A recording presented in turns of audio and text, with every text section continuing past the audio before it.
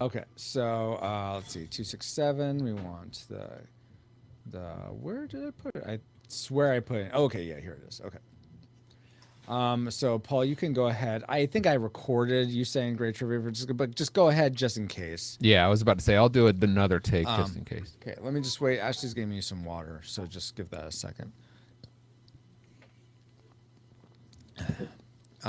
Thank you all so much for being here. I'll go ahead. I'm going to pray real quick for us while we're waiting.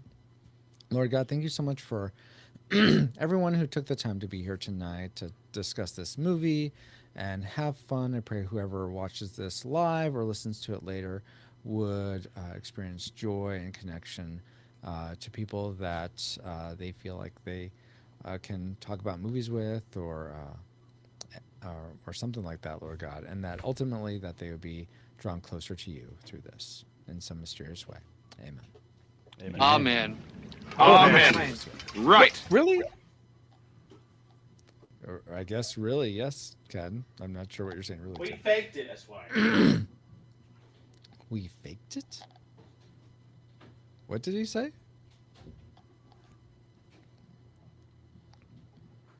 They said he faked it because he did a recording. It wasn't actually from his mouth, you know. What? That wasn't a recording. Hey, Cleva, I Right. played that right now. No. The amen part. Amen. You see someone? The record. Never mind. Paul and his Sorry. silly. Okay, I'm banned. Bye, everybody. This is my last time on the show. I've been kicked off the show. How many times have you almost been kicked off, Ken? I know. Kicked I'm you sorry. off. I didn't kick you off. Yeah. Almost last time I got. Yeah, right. He's said that Almost about right here. several times. I know. He hasn't been kicked off yet, but we'll see how this episode goes. All right, Paul. Are you ready to record this part? Yes, and I have my button on the eject right here. Good. Oh, sorry, Good. Ken. I'm glad you have it. All right, whenever you're ready, Paul. Great trivia, Francisco. And now that we've had all, I don't know. I can. Great trivia, Francisco. And now that we have all had some trivial, I can't even say that. This is going to Clearly be not. fun.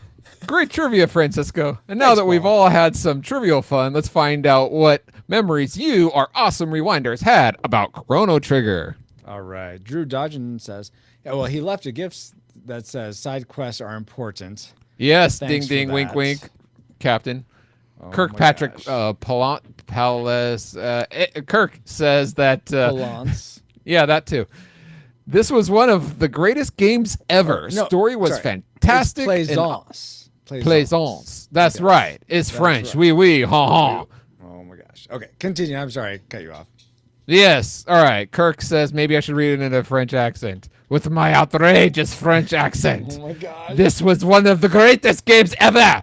Story was fantastic. Characters were great. The Final Fantasy / Secret of Mana-esque on the Rushmore SNES games, maybe even Rushmore of all systems. Distinct. I don't know what happened to the French accent, but anyway, distinct memory was me in my room grinding mid-high school years whenever I could find time between all the sports grades and social life. This is all I did for weeks. Wow. Andrew Simpson says he remembers that I beat it 5 years ago using a controller that Francisco himself lent me. What? That I still need to return to him. Whoa. But it is perhaps one of the greatest RPGs ever made. I hope this comment makes the podcast. Haha.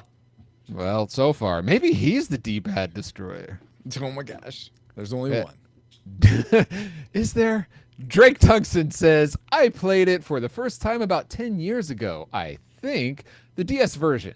I got about halfway through. There was a frog guy in it who was pretty cool, but I liked all the characters. Cave Girl, Robot, Princess, Nerdy Engineer Girl, and Chrono. And Sean Nekomas says, I remember when Francisco didn't talk to NPCs and found that talking to virtual people is still just as important. Yeah. Thanks, Neko. Okay, I'm gonna clap. a What couple does times. this have to do with Serenity? That's Everything. right. I'm gonna clap a few times just so I see that in the audio. Okay. And now we're Celeste. Whenever you're Yes. ready to Yes. do your recording, go for it. Your line is. So Dallas and I have the same favorite memories. And the first one being when this random guy came onto our stuff and said, "Hey, your spelling is wrong." Sorry. Can I'm going to pause you. Can you? You have redo to this? say my name. Hi, Oh. this is Celeste Mora. Me and my husband Dallas. Something like that. Okay.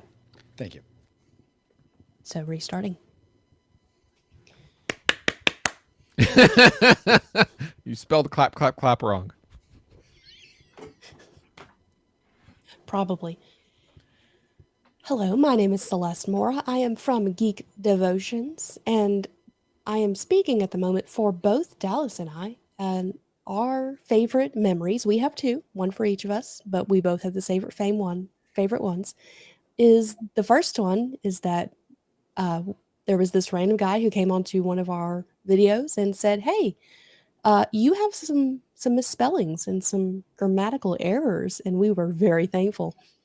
The second one is during the last Action Hero episode. Dallas hit the link to watch and ended up joining. And so he was grilling burgers while making an appearance on the Retro Rewind podcast.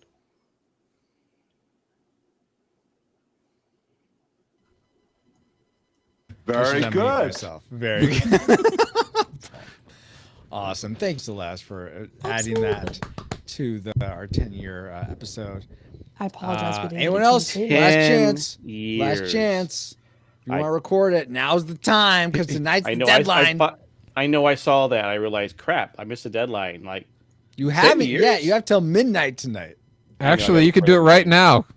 Yep. We did get yours this afternoon, Ashley. Thank you. Say, hi, I'm Ken, and I can't believe it's been 10 Okay, there you years go, of buddy. insanity with There these you go. guys. Okay, you're doing it? Okay, all right. 10 years? Are you kidding me? 2012 was my daughter graduated from high school. Who even knew about these people? Okay.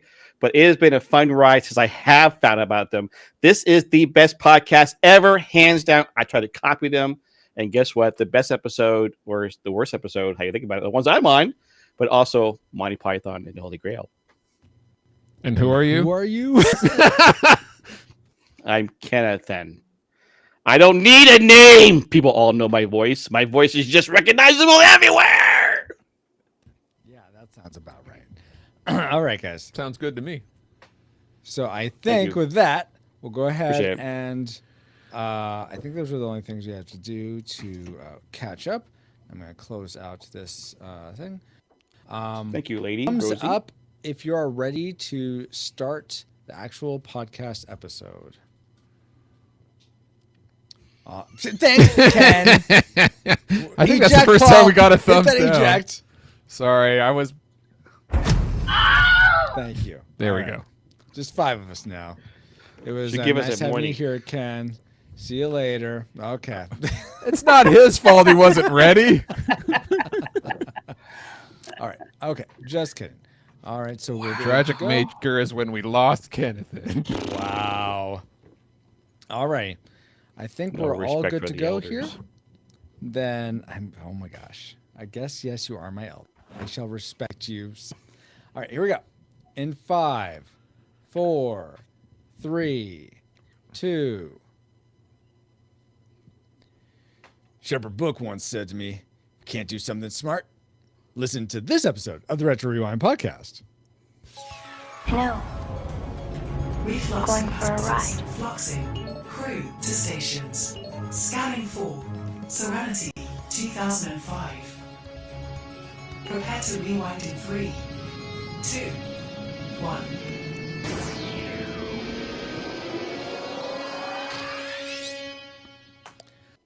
Welcome, Rewinders and new listeners, to the Retro Rewind podcast, where we take a fresh look at movies and games from 15 or more years ago. I'm your captain of the pod, Francisco Ruiz. Also, many people confuse me for Malcolm Reynolds, but no, I am Francisco Ruiz, and I'm joined by your EXO and mine, Paul, the not really confused with Gina Torres, Master Interrupter Powers.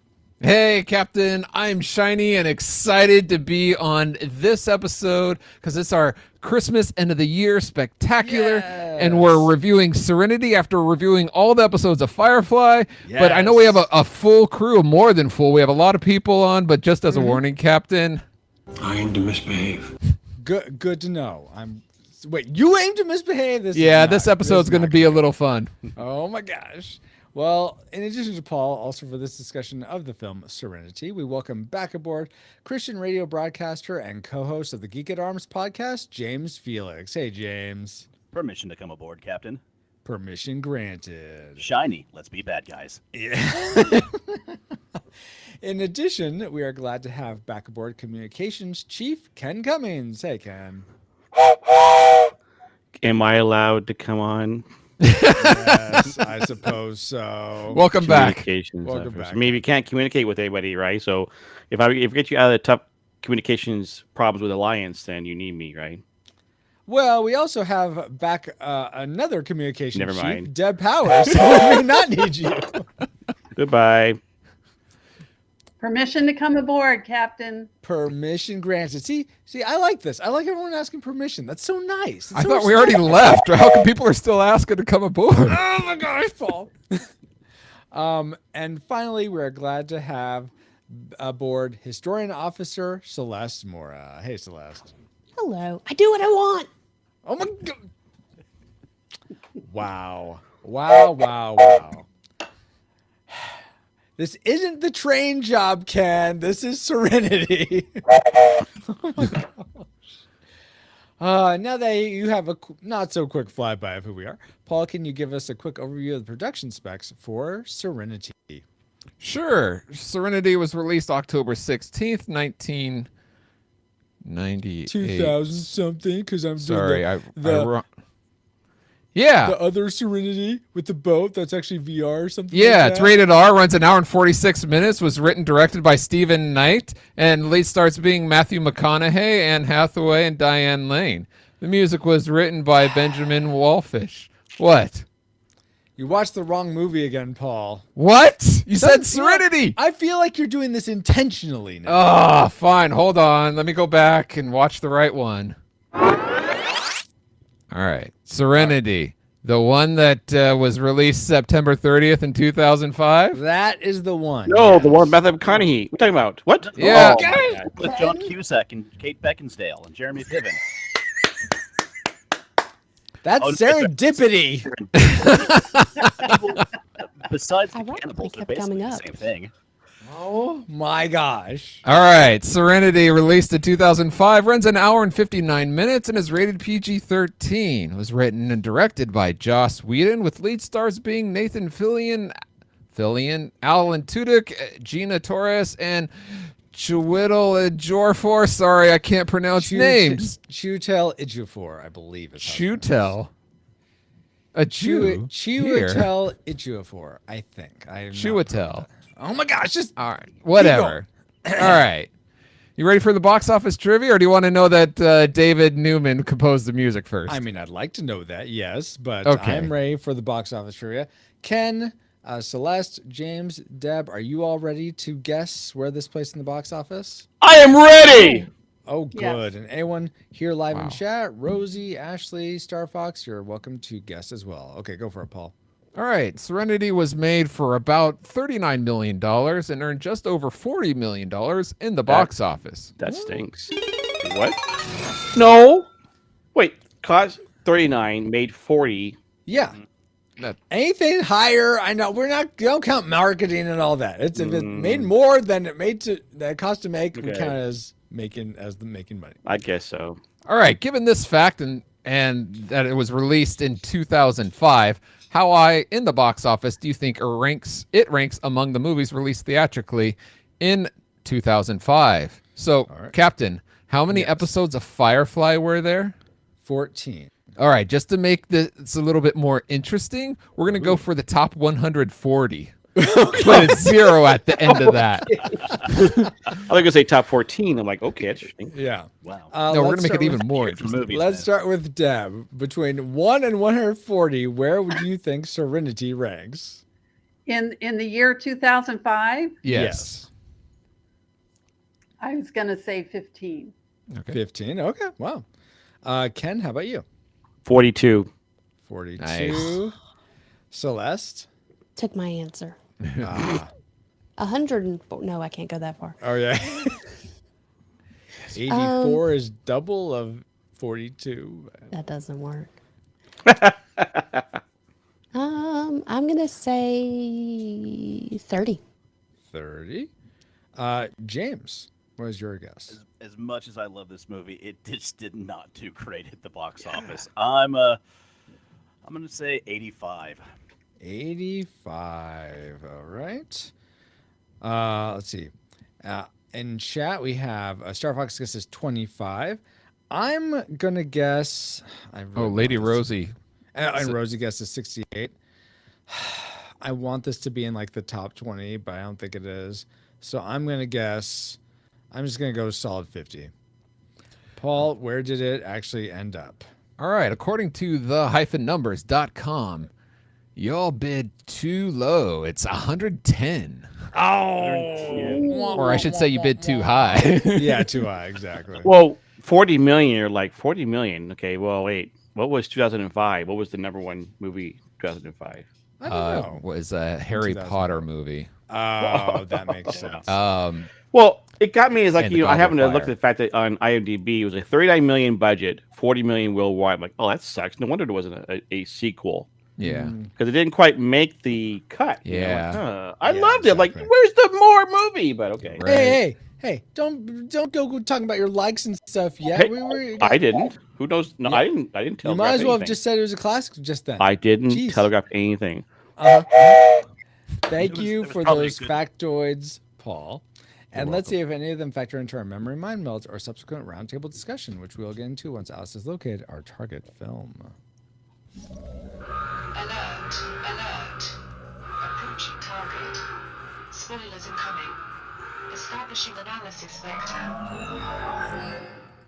This is the captain. He may experience some slight turbulence and then explode. I don't want to explode. The crew of Serenity's newest passenger. You know that guy. I really don't. Just might be more than they can handle. That girl will rain. Lame. Internet.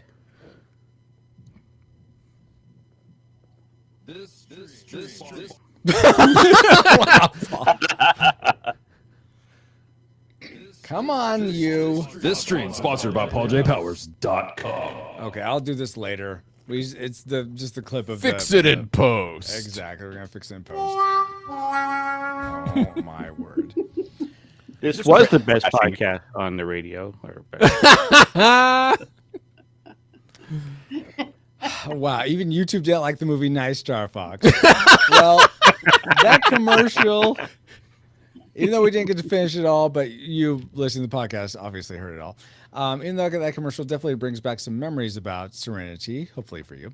But to give you some context for the things we collectively remembered before our rewatch, here is our memory mind melt synopsis for Serenity.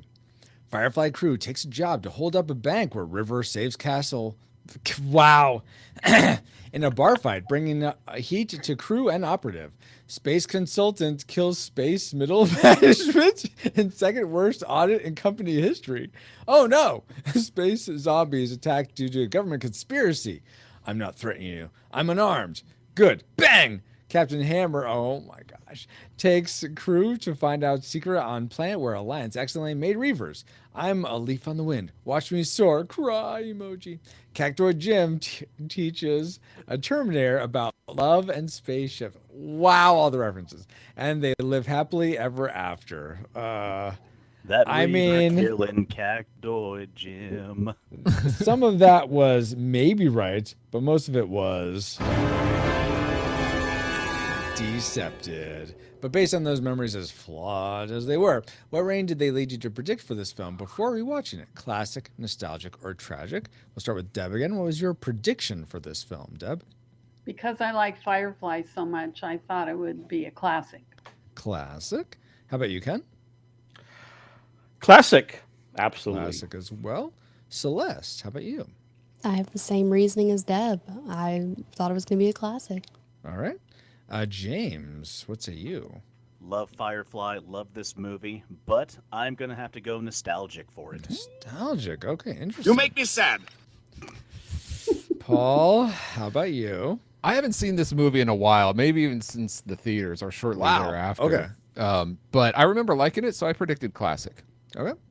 I was always a fan of this. I remember I'm one of those OG fans. I watched Firefly when it was out on TV originally on Fox, and I couldn't wait for this movie to come out. I remember going and seeing it like opening weekend, and being. I remember even. Well, I won't get into the story time of it, but I predicted classic because I have such fond memories and have enjoyed whenever I've watched it. So it'll be interesting to see if those predictions come true. But first, let's get into our discussion of Serenity. Let's spin up our Best 3. So let's start with. I'm going to start with Celeste this time. What's one thing you liked about Serenity? I wasn't expecting to go first, so I hadn't pulled my notes up yet. I have in nothing one I second. liked. Why did you expect me to like something, Francisco? Okay. So I thoroughly enjoyed the actress who played Rivers acting. Summer I Glau, thought yeah. she did a phenomenal job of playing that type of a character because it's not easy to play insane. Mm-hmm. Mm-hmm. So there was she insane? at one point she said something about Her brain. I don't even know what I'm talking about half the Oh, time. And she yeah, really yeah. like in That the was a good paint scene. that statement Yes. kind of made it absolutely. obvious that this is not like she doesn't enjoy being cuckoo for Cocoa Puffs. This Yeah. is not I do. something she would have chosen. Absolutely. I had to look up. Summer Glau was born in '81, so at the time of this movie she same age was as me. 24.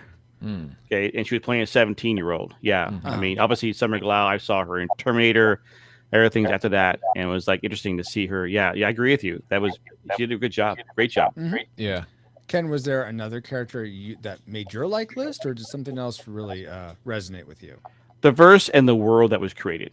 The world. I mean, building, I remember. So my friend Norman loaned me the DVDs. I didn't know the show was on Fox, and so I loaded the DVDs. Like, what? This is great. He's like, yeah, it was no more. Right? They canceled. Like, I forget when I saw the movie. I don't know if I saw the movie live or the time it came out or not. But I love the story. Always wanted more. I mean, whenever I saw Nathan Fillion, like I want to watch because I liked him or Alan Tudyk Yes. or any of them. Summer Glau or I mean, I knew Ryan Glass from Barney Miller. And all of these people, I just wanted to see them wherever they were at, So yeah, it was the verse and the world they created.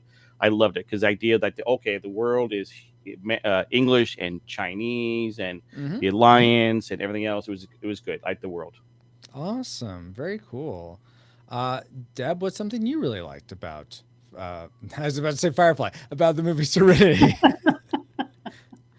I love the relationship between Kaylee and Simon. Yeah. Because I'm a sucker for romance, and Yes. I just love that whole storyline. So Yes. The heavy makeout scene at the. Oh. Oh, no. No, but wasn't that heavy? to finally see like all this Exactly. like pent up romance sort of finally have After 14 episodes and a full length movie at the end, it wasn't just a kiss, it was just a full on like. Yes, exactly. Well, missing the way she expressed it, right? She was like, "Oh, this Yeah. time I'm just like, wait, whoa, okay." And yeah, the fan service, right? Yeah. Finally, you finally resolved that whole thing, okay? Exactly. And I love Kaylee's line when she says, "Well, I'm gonna live." Right. Yeah. James, were there any like quotes that made your like list or characters or something else? When Serenity finally comes back onto the screen and it pans around and she starts entering the atmosphere, the buffer panel flies off. Yes. And we are treated to this incredible long take, which takes us into the ship and slowly reintroduces us to all of these characters and the interior of this wonderful ship itself. It was such a great way to bring it all together and Absolutely. to bring them to the forefront, remind you, hey, these people that you love, these characters you fall in love with, they're back. They're the same as they've always been. They're on the job. Let's get into the action. Yeah, I think it was really well told how they start. I think if I'm remembering right, they start with like Earth It Was, like this sort of school setting that then it goes in, oh, it's Summer River dreaming that. And so you see she's in this facility and they're doing mind control. And then that's actually, and then you see Simon break her out. And then that's actually a hologram that the operative, Chujel Ejiofor, is watching. And then that's when intros does this movie have? Yeah, it has a lot, but I feel like it does a great job of like bringing people up to speed that may not watch the show or have forgotten about the show. So, even though one long take, it also perfectly introduces you to the kid like you get Wash's humor and sarcasm. Yes. You get the captain's exasperation. You get James like, explode. I don't want to explode. Yeah.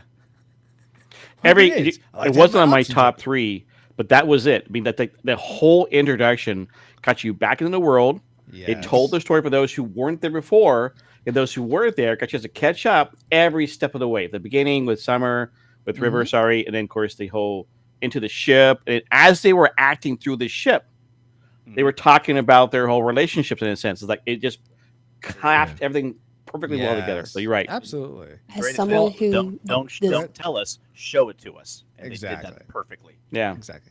Go ahead. As someone who this movie was my introduction to Firefly, I would definitely agree with that. I was able to give sort of a level set for you. I was like, who these people are. I know I've heard some people that this was their first exposure to this world, and like, it seems like they actually it's in our listener feedback, but like everything seemed collapsed. Like, why are they? It seemed like they're trying to squish a whole season of TV into one movie. And it's like, well, yeah, that's kind of what they had to do. But, Paul, what's something that you felt collapsed into one of your likes? Yeah, that's the segue I'll go with. One of the things that I was super impressed by, this almost made my classic maker, was the humor. Yes. And there was a lot of humor throughout. It was well paced. It wasn't just like in the few spots. I mean, even though this movie had like a lot of action and drama and sad parts, the humor was evenly paced throughout the whole thing. And there was a lot of it. And that is hard to find in movies and TV these days. So absolutely. I really enjoyed the humor, and it's very impressive that they were to pull that kind of humor throughout the entirety. Is that the word? Yeah, well, in the entire movie, of the movie, In the scene where they're at the companion house and Mal is meeting the operative for the first time, and the operative gives him this cold grace. I have a warship in deep orbit that's going to send a missile your way in a second or to their ship. And I'm thinking, okay, this is where this is taking a turn. They're about to get serious. And Mal goes, if you do that, you best make peace with your dear and fluffy lord. It tosses him the knapsack or something. Pulse. Wherever. The beacon. The pulse beacon. Pulse beacon. Yeah. Did you catch the very end? The very end, River is in the seat, right? Maybe do the new captain, so to speak, the pilot, right? And then they take off, and all of a sudden you see his panel come off, and Mal's like, "What was that?" Yeah. I'm like, "Wait, one last joke at the very end." Okay, yeah. Yes, and you know, I'm very my like is very similar to yours, Paul. But the story, I feel like overall was interesting, and it itself was paced really well. There wasn't like a moment where I'm like checking my phone or like, oh, okay, now this part's dragging. I don't feel like there was any of that through that. It was just like a new peril that they have to get through. Oh, now they're safe for a little bit, but we don't stay there for very long. And like Haven, it's just I just really liked the pacing, the pacing, and I thought it was really cool learning that the government made the Reavers. I thought that was a really interesting concept. It's a little retcon from the show because I think that's not where they really were going based on some of the stuff they said in the show. Or maybe that's they were opinion. as a misdirection. They said there could be in the show. They said there were stories, there were rumors. That's a good point. Yeah. That's a good point. But 2/3 through this movie, I started writing my notes. I go write my notes. Bad parts of the movie? Are there already? We'll get there. Yeah. Get there. There are some in my list too, but I was just loving it. I was loving it watching it again. But you know, you honest- mentioned you like the pace, Francisco, and several Yeah. people have mentioned that it felt like there was like a whole season crammed. I didn't feel it was anything was crammed no, in here. I didn't feel that way. I know Okay. other people have felt that way, but I didn't get that. Okay, sense. so it's not just me. Okay. There are some things which we'll get to in our next dislike section, which didn't make sense Sure. to me. But one last thing on the story, I really appreciate it, and I felt like it was very like apropos to today that government wants to make everyone nice to each other. They want to be in control of things, not let people be free. So I thought that was interesting thing that's still very relevant to today, in my opinion. Yeah, I had forgotten that ending. You know, so Mhm. yeah, it was interesting. You're right. Make Yeah. everyone pacified and all be Yeah. at nice. You know, Yeah, It's the I almost made me think this is spoiler for the movie Equilibrium. So if you've never seen that movie, tune out for a few seconds. But in that one, the government's giving. Oh, Paul hasn't seen it. All right. The government's giving everyone things to suppress their emotions, so you can't feel, and it just sort of reminded me of that in a way. I guess that's not really a spoiler. That's sort of the premise of the film. But okay, you're good now, Paul. Anyway. Now that we've all shared one like, let's get into our classic makers, the things we loved most about Serenity. I'm going to start with Deb this time. What's your favorite thing about this film? Well, I think Ken said basically I would say basically the dialogue, which includes the humor and I love the fact that they have Chinese mixed in with Yes, English, yes. so that in the extras in the DVD that I have, Joss Whedon talked about how he put the two powers together, two Yes. major world powers together, and they were gonna so to make one power, and so that's why Chinese and English are together. Yeah. And it just really set up the whole world. And I love the dialogue, which includes the humor. And then I love Malcolm's statement, "I aim to misbehave." Yes. I mean, I aim to misbehave. it was great. So I think the dialogue and all their choices really made the universe believable. Absolutely. The Chinese, actually, if you go and look, there's a couple websites online where you can go for the translations, Oh, and wow. some of it is just astounding as to like it adds to the stuff, like the scene where River they're on Miranda, and she says a bunch of Chinese, and then she goes, "Make me a stone." Yep. The line, according to this website, I did not translate this, but the line in Chinese that she said is, "I will close my ears and my heart, and I will be a stone." Oh wow. Oh, wow. Crazy. That's very So cool. it I makes thought it said, "I will not eat them, Sam. I am. I do not like green eggs and ham." You know, that might have been earlier in the show. It was Wow. Cantonese for "You shall bring me a shrubbery." No, I'm sorry, we were probably on the wrong website. Oh my gosh. James, no shrubberies here. What did you really enjoy? Well, What was your my favorite classic thing maker about Serenity? Not Mighty Python. Well, for me, it always comes back to the characters. To Oh, okay. Mal, Zoe, Jane, Wash, and Nara, all of them. I mean, we were given 14 episodes to get to know them, and I have never fallen in love with a cast the way that I did for the episode, for the show Firefly, and how perfectly cast they were, how well they played these characters, how great the characters were, and how well this cast meshed together. You know, the chemistry between all of them. There wasn't a single one of them that was held back or that wasn't as good as the rest. They all contributed equally, and to have them back in this movie, just brought that love. It almost created like an ache in me. I'm like, okay, this was wonderful, but I want more. Yes. I want so much more. And absolutely. But even to get to see them all on the screen one more time was such a joy. Yeah, absolutely. I have to mention that I was able to see the main cast all in person appear at a convention and get their really? autographs. Very That cool. was nice. Oh, amazing. wow. All except I'm not jealous at Nathan. all. He was supposed to be there but had to Oh. cancel. But I did Ooh. get to see him in person at Comic-Con in San Diego for Castle. So I did Oh, get cool. my Nathan Fillion fix there. But they were all so wonderful, and it was at the height of the Firefly series, and it was an amazing experience.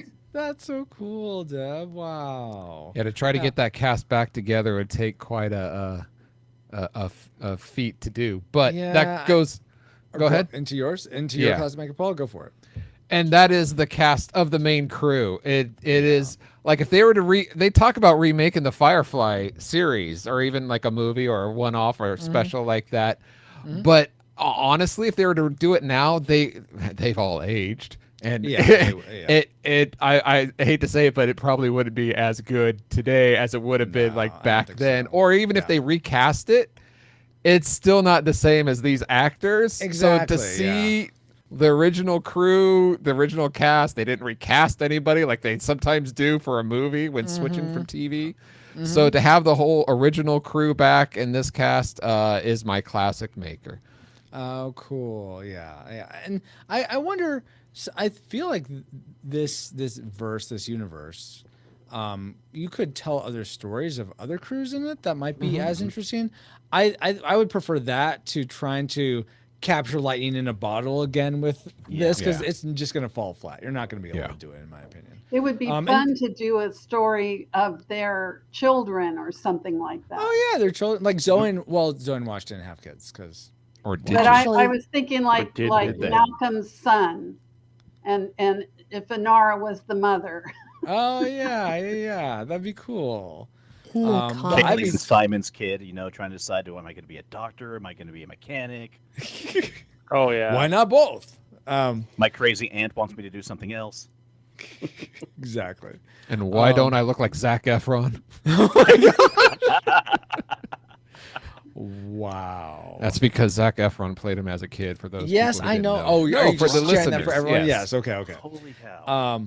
Let's go to Celeste next. What was your classic maker for Serenity? My classic maker is the sarcasm, the humor. Okay. The everything in the show is so well timed as far as timed the humor, because it's real easy to just kind of rely on the serious scenes, but Paul really hit it earlier, having the those comedic beats. The comedic beats is really difficult, and it lightens the mood. It makes the story easier to handle, because this is some pretty serious stuff that they're talking about. Yeah. And like, Reapers are basically space zombies, and I am not a zombie fan. So for me, going back and watching this, I was like, how did I watch this as a kid? Because I watched it like right after it came to DVD. And so I was like, how did I do this? Because I've never liked zombies. And then it occurred to me, well, they were being funny. So the humor kind of lightened it so they could talk about the more serious things like government conspiracy. And or deal with death. I will say, just because many of you guys have brought up the humor, and that's not my classic maker, but I want to add to that because it's totally true. I feel like, as much as I know Joss Whedon sort of fallen from grace recently, and certainly in my mind he has, and I know in general he has, but I don't think that takes away from his writing prowess to be able to write comedy and drama so well. And I mean that I don't think that just because things happen in like real life, I don't think that diminishes anyone's talent necessarily. So I do want to speak that that's amazing that I mean, I'll just say God gifted him with such a talent that we get to benefit from. So for better or for worse. For better or for worse, exactly. I mean, that's everyone. What's the line from Dark Knight? You either die a hero, or you live long enough to become the villain. Yeah. So right. Yeah. Ideally, we don't do that. Those of us who are Christ followers. But anyway, What does that say about the Retro Rewind podcast going on over 10 years now? Oh no, we're gonna become the villain of all podcasts. We haven't yet. We need to get on that. Ken, speaking of villains, no. Wow, that's it. That's it. Okay, wow, okay. Out again. Well, I deserve to be ejected for that. Ken, what's your classic maker for Serenity? Nathan Fillion, Gina Torres, Ellen Tudyk, Marina Baccarin, Adam Baldwin, Jules State, Sean Maher, Summer Glau, Ron Glass, the crew. Yes. Yeah. So Ron Glass passed away in 2016, so obviously you can't get him back. But the crew, I mean, that's the one thing you get when you saw them all together again. I mean, it's only 2005. The show was off in 2003, so it's a couple of years. And I've tried to follow them along the way. I mean, Alan Tudyk had been some in the Star Wars universe. He was in Rogue One playing the one of the K2, droids, I right? think. Yeah. I mean, I said Marina Baccarin has been in Stargate as well as Homeland and then V and other things, right? And Adam Baldwin's been around. Jules State, I haven't seen much. Her and Sean haven't seen around, but Summer Glau has been Terminator. Those characters, those classic characters they made, and I'm glad they brought him back into the universe. It's like one of the things where I've forgotten the movie. I've seen it. So when Wash gets killed, I was watching it right here on my computer, right? Like, no! I'm like, I literally yelled out loud, right? I forgot that he got killed in the movie, right? And I'm like, oh my word, I forgot that. I was like, because I like Wash, like Alan Tudyk, and it's like, That's oh my funny, god! Every moment I was like, oh, is this it? Is this it? Is this it? And I had forgotten. And I forgot that, and it doesn't happen until the end of the movie. I forgot that the shepherd also got killed. There's a lot of I thought Shepard got killed too. I mean, that one when he got killed, I'm like, man, people I bring could up see those how online, especially Wash, and I'll still be like, this happened 15 years ago. I'm like, too soon, guys, too soon. Absolutely, yeah, absolutely. And especially after that, you watch Gina Torres' character, right? You know, first, of course, her whole demeanor was like, but then she becomes like this rigid, non-emotional soldier again. Okay, and it's like, oh, okay, you're figuring she's going to sacrifice herself with the rest, and she's going to die at this, right? Because I don't care anymore. Okay, I'm going to die with everybody, right, and save the rest of the crew, even though she survives. And it's like, but still, the crew as a whole, the crew is what made my classic maker. Yeah, absolutely. I can totally resonate with that. I loved all the crew, but the person I loved the most was actually Mal. I think because of his arc in this, and this even goes from the series.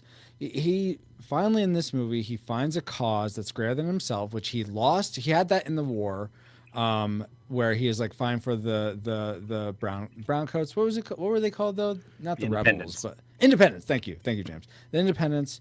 And you could tell he was totally like, this is what I was made to do, and he totally lost that.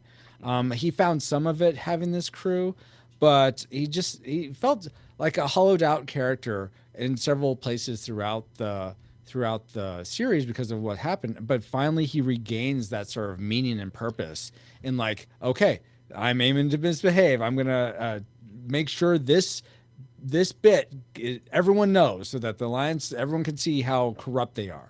And what was that? I was about to say, I thought he was a bit mean, a little more mean in this movie rather than the previous episodes. He was a little more laid back, and in this movie, he's like from the get-go, he's like, boom, I'm the captain, and get in your face kind of a thing. And it's like, whoa, calm down. It's almost like he's like this during the series, and then he sort of nosedives because Anar is left, Shepherd Book is left, people are leaving, so he's getting more and more hard, and I think it's just making it more exasperated how sort of meanish he is. Yeah.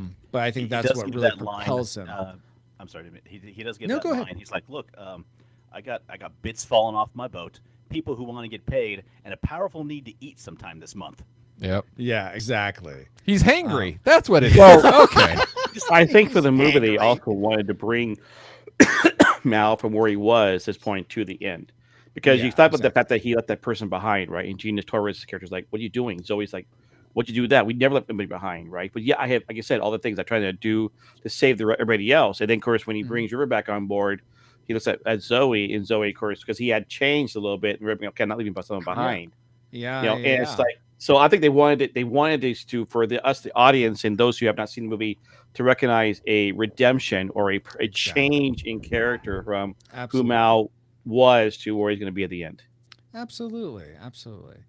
And I mean, so redemptions are great arcs, but they may not be the best part of the movies. In fact, there's maybe things we don't like about this movie. So let's get into the things. Oh, What? You dang! I'm checking my notes. something? Yeah, I forgot. I forgot something else I like, guys. Hey, Yeah. I'll be back in Sometimes- 5 minutes when you're So- done with it. Oh my gosh! Sometimes I just go through my notes too Two quick. likes, right? Yeah, well, yeah, but I'm the captain. I get to share something else I like. So, We Oh, wanna you're hear hangry what too. we want to hear what you liked, Francis. oh, thank you, Deb. And that thing would be Geek Devotions. Geek Devotions is a collaboration of devout geeks that are devoted to letting people know that they are loved. They produce a weekly geek culture infused devotional. There are podcasts, Com Talk, and random articles, all designed to encourage and challenge people in the geek community, bridging the gap between their faith and their geekdoms. Find all their content at geekdevotions.com. Woohoo! I've been set up.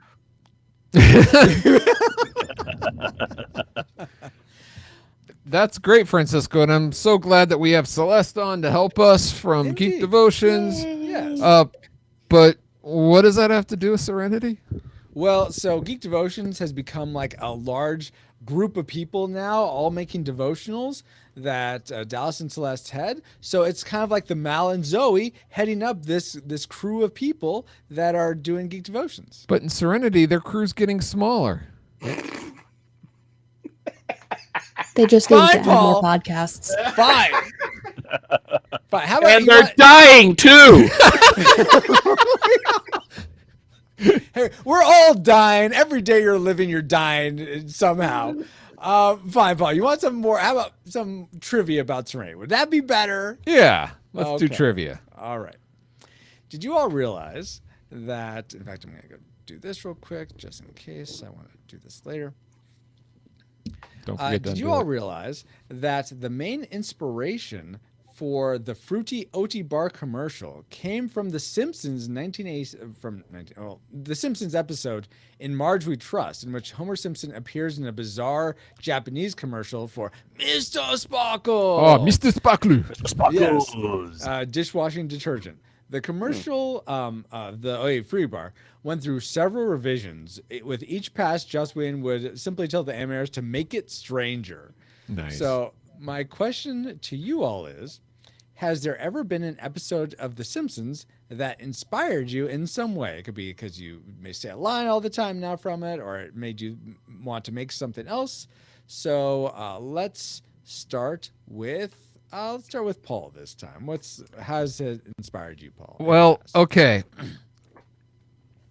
So whenever anyone mentions the butterfly effect, where you go back in time and you change just the slightest little thing, Yeah. like, and then how the future can drastically change just by changing one slight thing. Different people have different reference points, like Back to the Future, Doc's alternate timeline thing. Yeah. My brain goes back to Simpsons season 6, episode 6, The Treehouse of Horror number 5. Oh yeah. Where it's called the little clip is called Time and Punishment, where Homer goes in the back like prehistoric. He accidentally invents a time machine through a toast anyway, and he keeps going back in time and changing his future. So I'm inspired to, even though we have a time machine on this show, not to change anything in the past because it'll drastically change the future. And in my head, I always think back to this part of The Simpsons. Okay. Interesting. Deb, let's keep this Powers trains going. Deb, I don't know if you're a Simpsons fan, but is there anything from The Simpsons that's inspired you? Well, since Paul's brother was a huge Simpsons fan, we couldn't help but I didn't watch a lot of episodes, but when we were living in Japan, Mr. Spakaru was quoted quite a bit in our family. That's awesome. So Very cool. that was a big deal for us. Okay, very cool. Celeste, I know you mentioned offline that you haven't seen much of The Simpsons, but is there anything that you were inspired by, the little you have seen? You said quote, and so I went, "Oh, I have one for that." Oh, okay. We frequently, Dallas and I, as we're leaving the house, will go, "Let's rock and or roll," and Okay. that's probably the extent of my knowledge of The Simpsons. That's the only scene that I've seen because Dallas had to explain himself as to why he always said that. Ah, gotcha. How about you, Wait, James? that's not a Mega Man reference? To rock? Maybe or roll? both. It could be both. Could be both. How about you, James?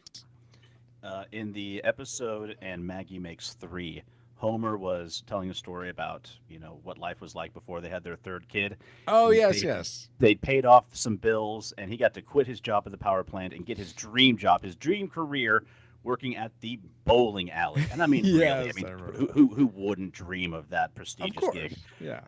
Then he, Marge gets pregnant again, and so he has to go trudging back to the nuclear power plant. And Mr. Burns, the evil sadist that he is, puts up a sign in his room that says, "You're here forever." And then Homer takes pictures of his daughter and puts them all over the sign so it says, "Do it for her." Aww. And it made me think. There's been a couple of times I've had crummy jobs, or times where I have been, unsatisfied with what I'm working at. But I just think that it's fine because I've got 3 great kids at home, a wonderful family, and this is finite. This is temporary. Yeah. Better Yeah. things are on the way, and what at home is real, and the hard times at work, those can be gotten through. A blessing from the Lord. God be praised. Why are we bringing up Monty Python again? Anyway. Fart in your general direction. Let me center myself. Okay. Ken, now that I'm recentered, is there anything that The Simpsons has inspired you to quote, do, make? No. Okay. Now go away or I shall taunt you a second time. Paul? So I know this show's been around for a long time. Do you guys remember where it first popped up? Here's a trivia question. Where did Oh, Simpsons first pop up? What's her name? Oh, the Tracy Ullman show? Yeah. Tracy Ullman show. So I watched those little clips on Tracy Ullman show. I saw Tracy Ullman show. I love the Tracy Ullman show. My wife. And when it made a TV show, I was like, okay, whatever. I didn't really watch it. So it's been on for 25 years now. It's been going on for forever. And I've not really watched it. So, no. Oh, okay.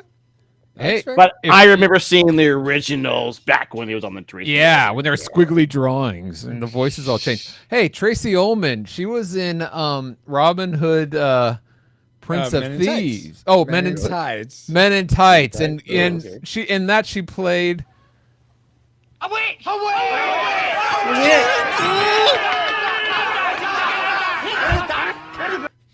Why? Love it. I love the transition. How do you know she's a witch? Just a flesh wound. How is that for trivia, Paul?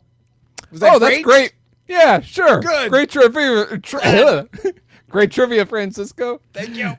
And now that we've all had some trivial fun, let's find out what memories you, our awesome rewinders, had about Serenity. Dustin Warford says, a great send-off for a series that was canceled way too soon. Nathan Fillion's best role ever. Sorry, I'm still trying to make the transition from Monty Python to Serenity. Okay. All right, Adam Coolings says... Collins. Oh, yeah, that too, Collings. He says death. Lots of death. LOL. I don't know why he's laughing at lots of death. Death, I love it. Nathan James Norman says, I watched this with my dad before seeing Firefly, and we both really liked it, but we both thought it felt like they crammed an entire season's worth of content into a movie. That's fair.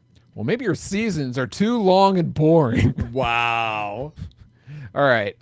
David Gardner, yeah, says the Lions didn't think about the ramifications of bringing the big brass around a psychic, and the Ravengers didn't think about the ramifications of bringing themselves around a psycho.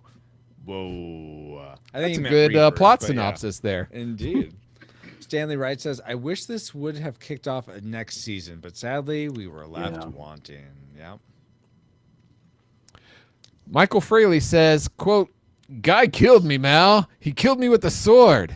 And he also says, also something I've said both to and about James Felix, who has stabbed me with the sword multiple times. I have proof. Wow, James, you want to explain yourself? No. Pokey pokey. We, Michael and I used to belong to a Renaissance style fencing club. Oh. And so we would study the masters of 15th and 16th century sword fighting, put on safety equipment, get swords, and attempt to stab each other. That's Tis cool. but a scratch. A scratch? Your arm's off. Just a scratch. Just a flesh wound. But sometimes we would call it a draw. Yeah. It's a draw. James Harleman. James Harleman. Not my brother. James Harleman. Says the James Dean of sci-fi lived fast, died hard, and left a good-looking legacy. Alternatively, it would have dried up creatively and been run into the ground. We will always think it's awesome, in part because it was brief. That's an interesting thought about that, maybe. Yeah. It's hard to argue that against it because the opposite didn't happen. Yeah. Yeah. And the Dapper Man says, it was as bland and dull as a celebrity giving a self-righteous speech during their Academy Award acceptance ceremony. Oh, dude. Whoa. Well, thank you for sharing all your memories. But I think Dapper Man leads us into things that may mean this is very dull and boring and self-righteous. Slow and boring. Yeah, slow and boring. Yes, that too, Paul. Well, the show is over. Okay. No, it's not. 'Cause we're gonna. There's get no into tragic. There's nothing happening here, Was 3. Our worst things Johnny. about. Let's be bad guys. Yes, let's be bad guys. Talk about the bad things about Serenity, and let's start with James. I know you're a big fan of this, but what's something you didn't like about this film? Okay, so we've talked a lot about how people say that, this was actually just the second season of Firefly jammed back into a 2-hour movie. They wish. Here is why I felt like that, why that feeling of, or that, because a lot was packed in to this movie. And it's one of my dislikes, but not because I think that there was a whole lot of issues with the pacing or the writing or the plot progression. Why it's a dislike for me is because what I felt was a loss of so much was shown. Like, we're introduced to how, the actuality of how Simon broke out River, the operative, how Shepard Book left the ship, and so the kind of how the ship itself, Serenity, and all the crew have gotten down on their luck. That's why they're having to take this job from Fanti and Mingo. And so much was left on the table, and I felt this loss of what could have been. Oh, I see. As much as I was so happy for this movie, it just left me thinking how much more could have been explained and shown, and more of these characters, we'd have seen that growth over another season. So your dislike was that this movie wasn't long enough. Yes, pretty much. Like, we had the Snyder cut of the Justice League. Where's the Whedon cut? Oh, Yeah, my gosh. that's right. Serenity, Ooh. which is, just happens That'd to be last great. 13 hours. Yep. Oh my word. That's I'd buy that for $1. Oh my gosh. Well, what part of this movie wouldn't you buy for $1, Paul? Because you Oh didn't my like it? gosh. Francisco, over this past year, we reviewed every single episode of Firefly. Those that aired and didn't air, well, eventually aired in the UK, the 3. And so over the 14 episodes, we had guests come on. And I think every single time somebody had the dislike of the most common dislike throughout the series was the special effects were like lame, like didn't hold up. And Okay, like, yeah, okay, I could, yeah, here's a movie. They have no excuse this time. But sure enough, especially in the beginning, the ships, for whatever reason, when they're not in space, but they're on the planet, they look like they're cut and paste like in Microsoft Paint with the hard edges. It's like, let's get some decent special effects around here. Paul, it's are you only a watching model. this? Oh my gosh! Paul, are you watching this on UHD? Because Yes. you watch. Okay, see, I watched just the DVD through a Blu-ray player. I Well, didn't when you notice that at all. upscale it to 4K, you can totally tell. Oh. Yeah, I Sorry, I missed watched that it on part. 4K as well, and there was some moments that the ship was looking a little rough. Oh, okay. Yeah. All right. You I didn't see it can't on watch 4K. a 2005 movie with Watch me. I did it. 2022 machine Look, technology. this is after the Matrix and after the Matrix Reloaded and that third one, Revolution. No. The third one doesn't help your case. No, but the special effects in it are amazing comparatively. Yes. Yeah, I would agree with They, that. they ain't got the That's a Matrix good budget. point. We got fired by Fox budget. Yeah, Okay. that's true. They didn't have the Matrix budget for sure. Yeah, and 39 that's million funny, too. compared to Matrix Revolutions. I'm sure Matrix Revolutions was in the close to hundreds of million. Okay. 100 million. Okay. But it's a space movie Yeah. and you expect a certain level, and it's disappointing that throughout the series you say, okay, they're on a TV budget. Okay, here we have a movie. Okay, they're on a TV budget. What? All right, that's fair, Paul. I like I said, I'm watching on a 1080p screen, but it's the DVD, I guess, upres to that, Yeah. and it looked fine to me. I didn't notice. All right. So much. in order to appreciate the special effects, you have to watch it on DVD, not anything more pixels so. than that. So I noticed 2005 also was number 2 was Star Wars Episode 3. That's right. So I guess if really? you're like comparing like, Yeah. $49 million budget for Firefly to whatever Lucas did for Revenge of the Sith, okay, I guess I get your point, I will say that I can remember because I went and saw Serenity in the theaters like 4, maybe 5 times. Oh Wow. wow.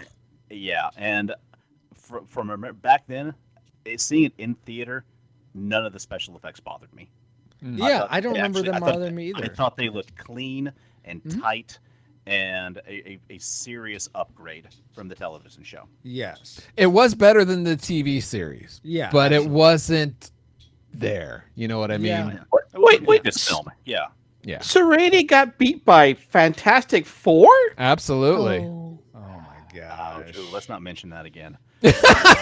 Ever Now, again. Fantastic Four or Fan Four Stick? No, Fantastic Four. Okay. Fantastic Four. Oh my word. Batman Begins. Same year. Okay. Wow. Let's Okay, see. never mind. Let's go to Deb next. What's something that didn't look good to your eyes about this film? Okay, the thing that bothered me was and it's just a plot issue. Was the violence was kind of too much in parts. Like, I mean, the very first scene has got a needle stuck in Summer Glau's forehead. I was like, whoa, that's just right out of the gate. It's just like in your face. And It's only a model. whatever, but I didn't want to see that. Yeah. No, I get that. And then, I mean, it wasn't too bad, even with River beating everybody up. That wasn't that was, I could handle that. But it was just so heartbreaking in the end when the bad guy kills all of Mal's friends. You know, Oh yeah, an operative he does. he Yes. kills Mr. Universe, and he kills the guys Shepard that hired Brook. him, and Yeah, you know, I mean, just all his, and he goes to Haven and kills everybody there, men, women, children, everybody. And I was like, to ground, leave no ground to go that to. was just So you weren't laughing out loud at all the death? no.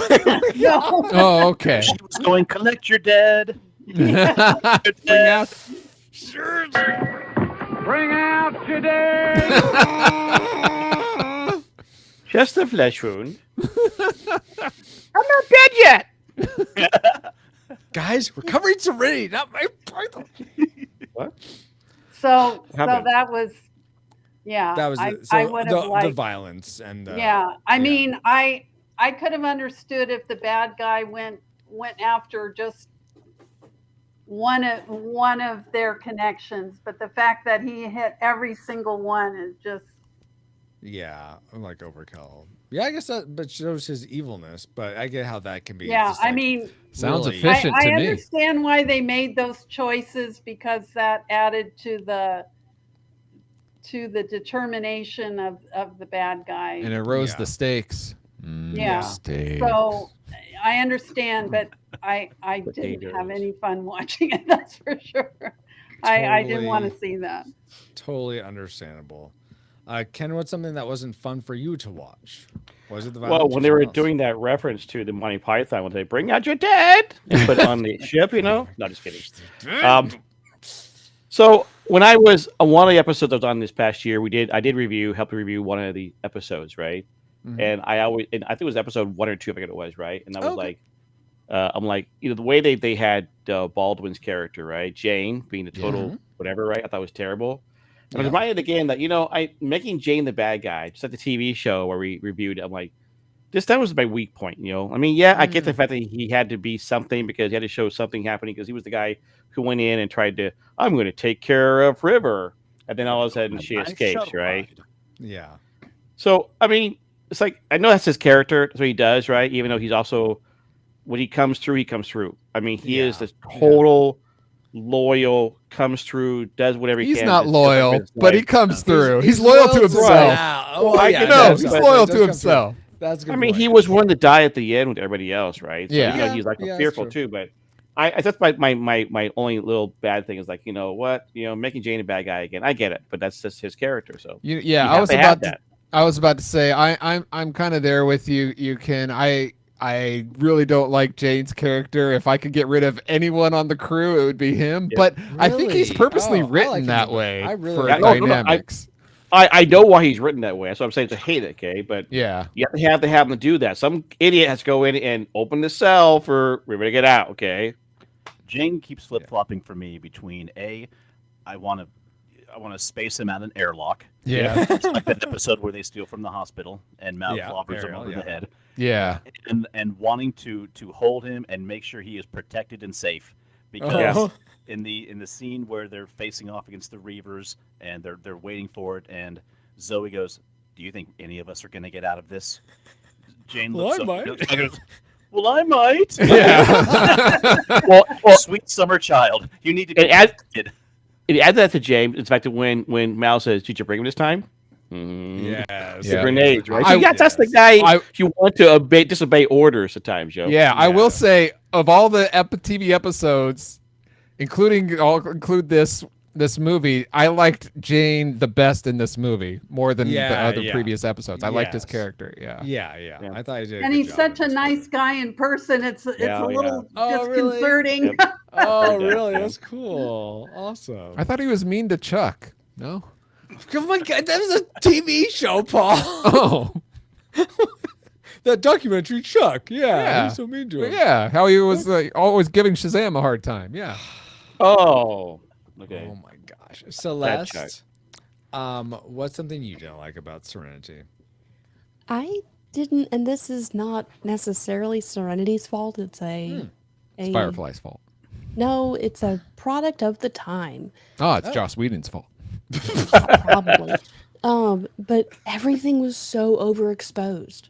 Oh. Like, What do you mean? I love the cinematography and the way it Oh, was. oh, exposed, that's part of but it? Okay. it was Interesting. too much light. It made my What? photography brain hurt Really? because Too there much were light? times where you could barely see their faces.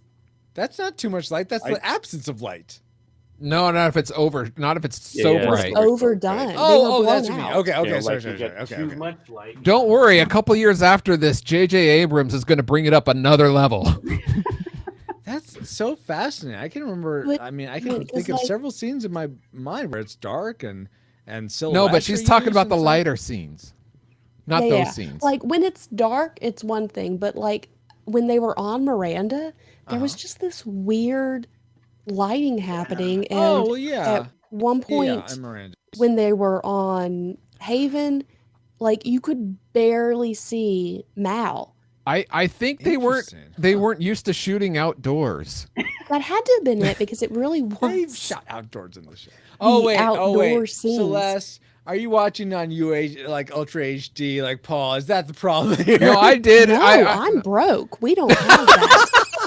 Yeah, CRT, Francisco. What are you talking about? She's hangry too. Don't push her. Hard. No, but I mean, our TV is newer, but it's definitely not like top of the line. And Okay. so it's not, I mean, this is something that is a problem with movies from that era. There's a lot of movies that came out around the early 2000s that it was a trend to overexpose everything. If I ever get out there, Celeste, let's watch this movie together. You, me, Dallas. Why would you want to watch a tragic movie like this? I guess you know what? We'll find out. Maybe we won't want to watch it. That's a good point, Paul. Yeah. But I want you to point out if this ever happens. I want you to point out. Okay, this scene, Francisco, because I want to combat that.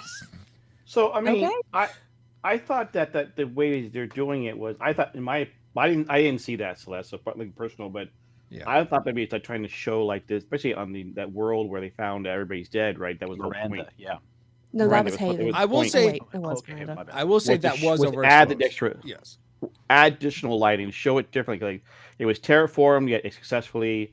Now it's like this whole thing. Like I thought they were trying to overexpose it for a reason, but to make it feel creepy. I thought, yeah, a little bit. Like I thought it was to make it feel different, clean and like everything was eerily okay. Yeah, This I'm is with a Paul. world That's where what I everything's thought. beautiful and perfect, and it's bright and shiny, and look, corpses everywhere. Yeah. And that Go ahead, might have Celeste. been the goal, but But there it's too were much. legitimately scenes where it was just too much. Okay, all right. There's another movie, one of the Blade movies, does the same thing, and it came out like 2003. Oh, okay. So Interesting. it's just it was a trend at the time, and it was just too much. Too much. All right. Totally fair. Kind of like Matrix Revolutions when they were in that Apple store letting all the ships in. It was all white around them. Or was it Anyway. where that Black Knight was being taken down? It's just a flesh wound. Yeah. What does that have to do with anything, Ken? Okay, That's time good for you, my man. time for my dislike right now. Before we get to tragic makers, and I mean either of these could be a tragic maker for me, so I'm just gonna pick one. I feel like Simon punching Mal in the beginning. Seemed way overboard. It seemed like out of nowhere, just for summer going out with them. I feel like I think I read that there's a 6-month span between when the series ends and when this starts. So a lot of internal conflict could have been building up to that, but it just seems so like out of left field all of a sudden. I think that's what James was referring to, the missing content of the season. Yeah. Yes, exactly. So that's my dislike that he just punched him right away. See, I thought it was because at the very end, they're talking about, I could tell that you really love your sister. You can see that? That's love. Like the operator, right? See? Oh, yeah. That's Yeah. love, okay? Yes. I think that's what I thought there was one thing that by Richard Simon punching Mount or all this time and dealing with all this crap, and you promised me she'll be safe, and here it was this last minute thing, I'm gonna punch you, right? Which is not his character, because character's always been very more peaceful, passive. Yeah. He's just trying to show how much he loves her that he is willing to do that. I don't know. Yeah. Well, plus, over the course that's of the what I episodes, thought. you see a lot of trust is created between the two characters. Yeah, exactly. Yeah, that's true too. I mean, like he saved Mal's life. Mal came back and saved him and his sister from literally being burned at the stake. Right. And so Yeah. for them just to say like, okay, you did something, you might have even inadvertently put my sister in danger, even though I know that's not what you meant. I'm gonna punch you in the face. After you were almost chased down and killed and eaten by a zombie. I think you're right. It was too abrupt there. I think the thing that's missing is Ron Burgundy. They're sitting there saying, "Well, that escalated quickly." and I don't think you necessarily need it. You could just have Simon be like, we're Push off him. this. No, not even put. You could have a push. That's true. But That's true. I'm saying because he ultimately decides we're off your ship. He could have just made that decision. You know what? This is too much. You said she wasn't gonna be in danger, and They were we're going done. for the drama, and you Okay, need to fine. raise the stakes and Okay. action. I'm telling you, it felt undeserved. But Yes, Okay. I agree. what was the most undeserved things? The things that just should not have been in this movie at all are tragic makers. I'm going to circle back to Celeste. What did you hate most about Serenity? The Is it thing that like I the Dapper hated, Man here in chat? You just hated the whole thing. Oh wow. no, the thing that I hated the most is that if you didn't watch the series, you were missing context. So there are Yeah, certain I can see things that. that did feel rushed, not Yeah. because they were rushed, Well, But it but because you faster, didn't faster, have, faster would be better, Celeste. Yeah. but you don't have the, sorry, that was my phone.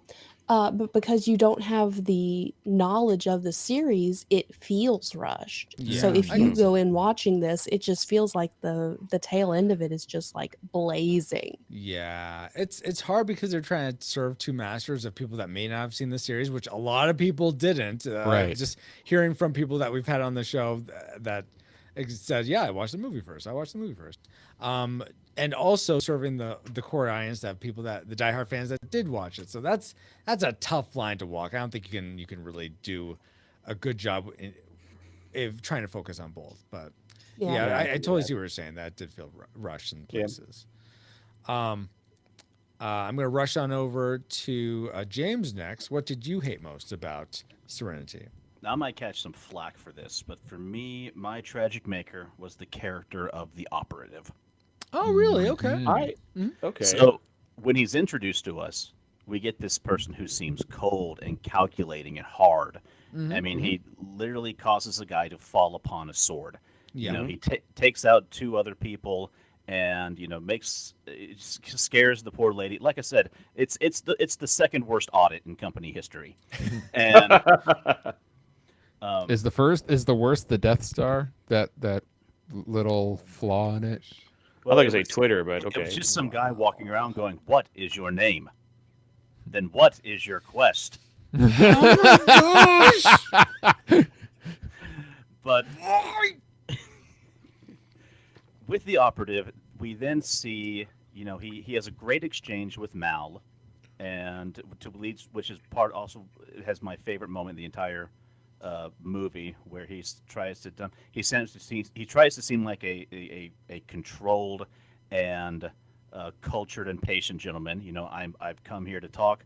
I'm unarmed, and Mal is good. Bang! Yeah. So wonderful, so Yes. perfectly Mal, so great, such a Han Solo moment. Right. Yes. Yeah. Yes. They fight, but then later on we see that he wipes out whole small settlements, children, and even tells Mal, like, "Mal, I'm a monster." I was like, "Well, I don't kill children." He's like, "Well, I do." So he literally describes himself as a child-killing monster, and he felt very uneven. I'm like, "Okay, so which Oh. one are you? Are you? Do you have honor or do you not? Yeah. Yeah, Oh, do you okay. have ethics? Do you have- I mean, Oh. and then what really brought it home to me was at the end. Spoilers. He sees what happened on Miranda. He sees how they used the packs on them and how that created a few thousand Reapers. Yeah. And suddenly, now I'm against these. Now I'm against the Alliance. I'm like, should that have really mattered to you, dude? Right. Yeah. That's not what you're not being paid to think like that. Right. Yeah, you literally just murdered a bunch of children, and now the fact that the government, that all of their dirty secrets, you saw that they tried to, make a populace a little more quieter, but they goofed it up, and now you're on the side of angels. Right. Yeah, It doesn't make I'm not- sense. You know what? I'm not buying it. It wasn't. It felt very forced. That's a good and point. unearned. I could see that. The only thing that I think they could have written in to maybe make that justified is if we find out he had family members that were killed by Reavers. I think that maybe could have had a link of like, oh, this actually means something to him personally. But yeah, I see where you're saying. Even that's a Once again, stretch. Yeah. I would have loved to have seen the character of the operative introduced in the first season, at the very end of the first season of episode. I mean, at the end of the first episode. Of They season could have 2. done it because it's basically the same character, but not quite. It is in the last one in episode 14. Oh, object in Jubal space. Yeah. he's similar to Except at the Jubal, end, yeah. you think he's killed off. But I thought, well, we might as well go ahead and get into You're a mine. tragic maker. Yeah, go for it. Yeah, my Tragic maker. and it's the same character.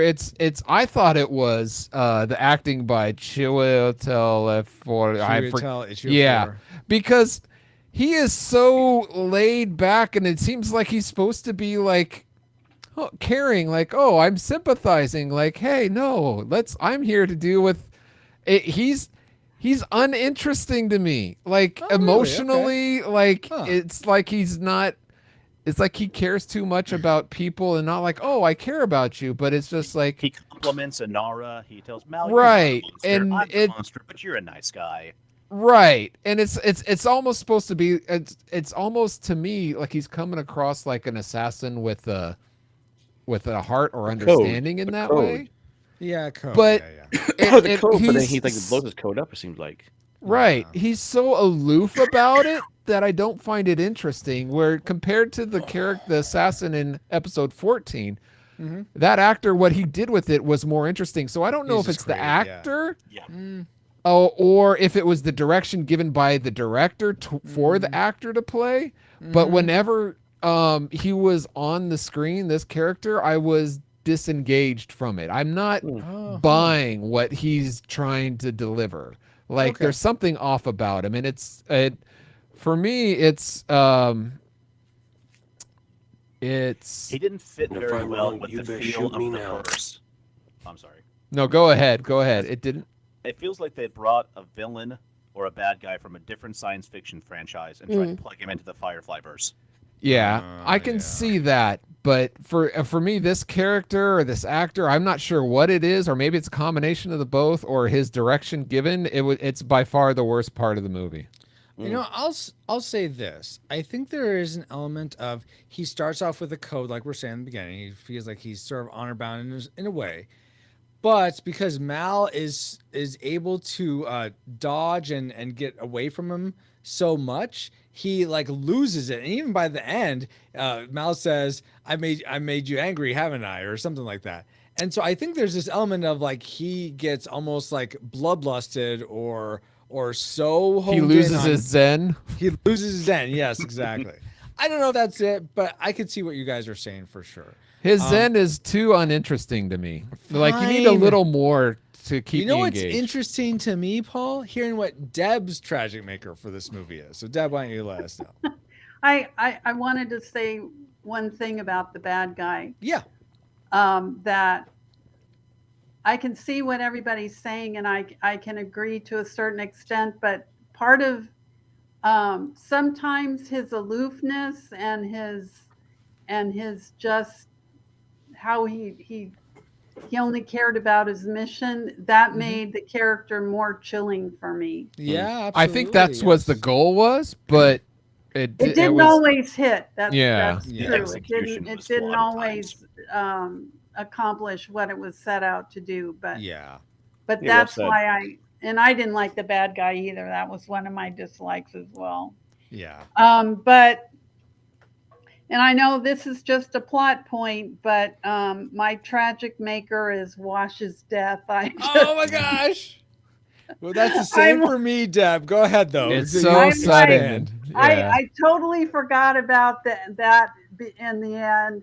And I mean, Shepard's death was bad enough. I could see, okay, that was unavoidable, and that he wiped out all of Haven, and Book was a sacrificing kind of man, and but I thought Wash's death was totally uncalled for, unneeded, unnecessary. Why did they have that?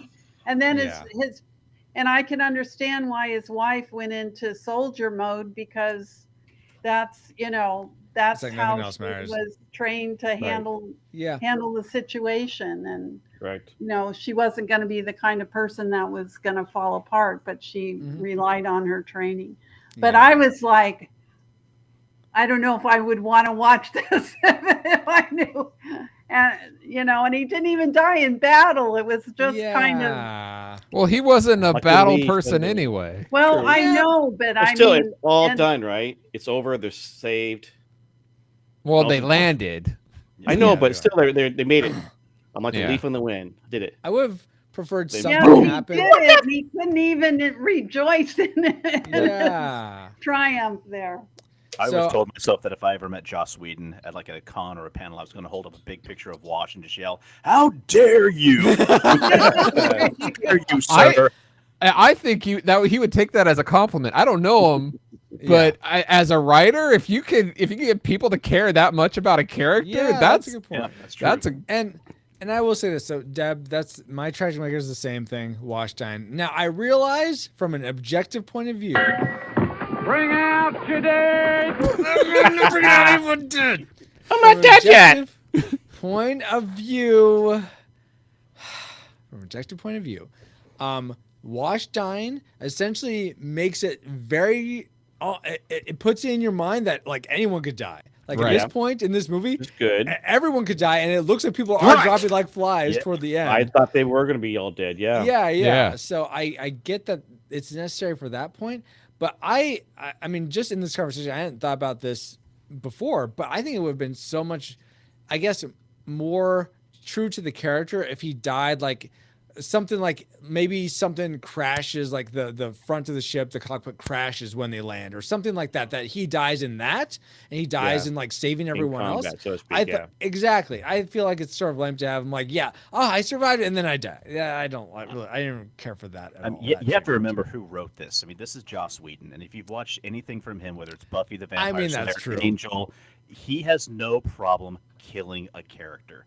And it's not the killing though; it's how he killed him. I went into this movie thinking, all right, someone's dying. Yeah, I'm just gonna. I forgot. Movie. I think it's Bernard from the Santa Claus. Yeah, it is. Yes. Yeah, that Bernard. wasn't right either. So when Shepard Book died, I'm like, okay, there's our death. We're good. We're Yeah, good. right. It was the way the scene was set. They crash landed. You've come off that adrenaline of them being chased by Reavers. They've made it. Yeah. There's no music. It's very still and quiet. Yep. And you just hear Wash just even whisper, "I'm a leaf on the wind." Watch out. Right. And you feel that spike go through you. Yeah. Yeah, that's why I yelled out loud. I was sitting here, I yelled out loud, like, what? Yeah, Like, I've totally forgotten that. I yelled out loud too. No. Yeah.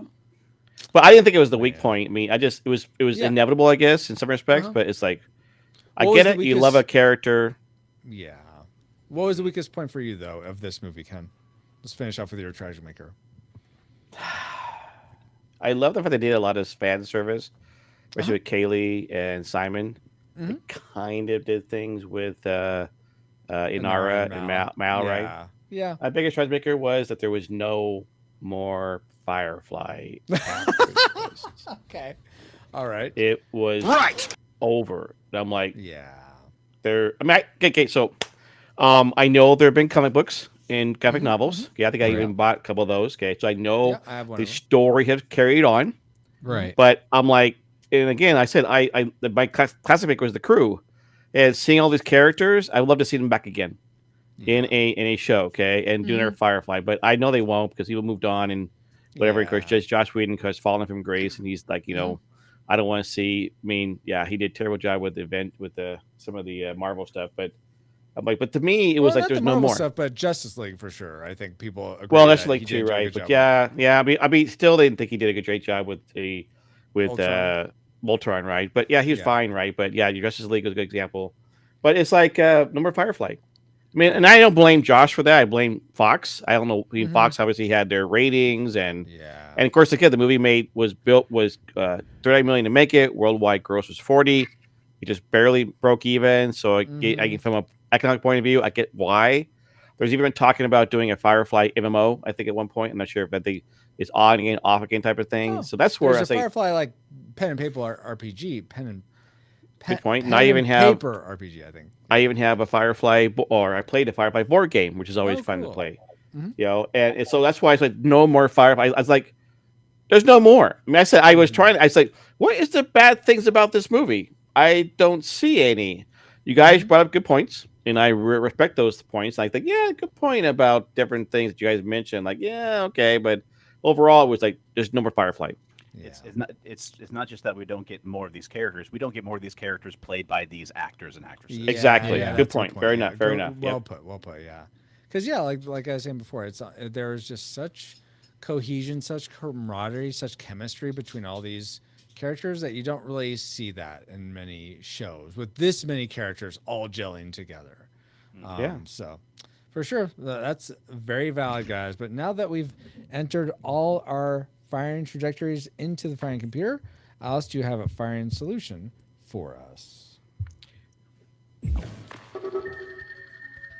Firing solution complete. Waiting salvo at the ready. On your mark.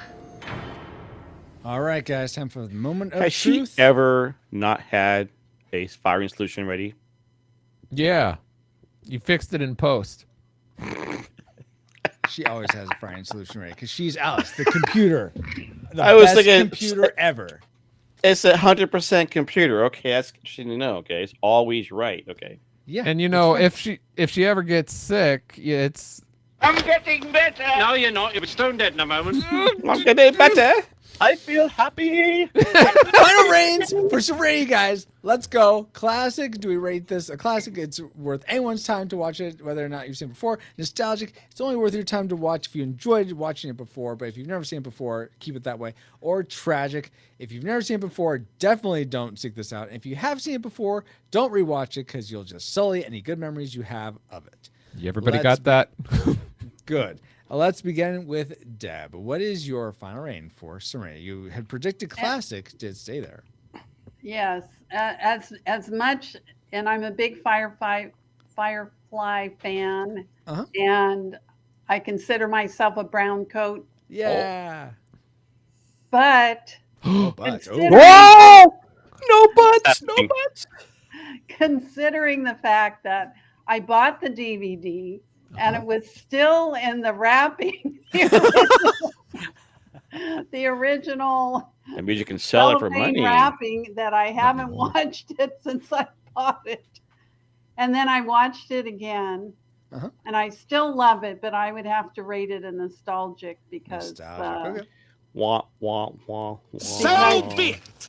People would, like Celeste said, people really do need to see the Firefly series in order to be fully on board for the movie. Ah, okay, that's totally So if you haven't, so I couldn't just recommend it to anyone. Yes, go ahead and see it because they might be a little lost. So I'm going to say nostalgic.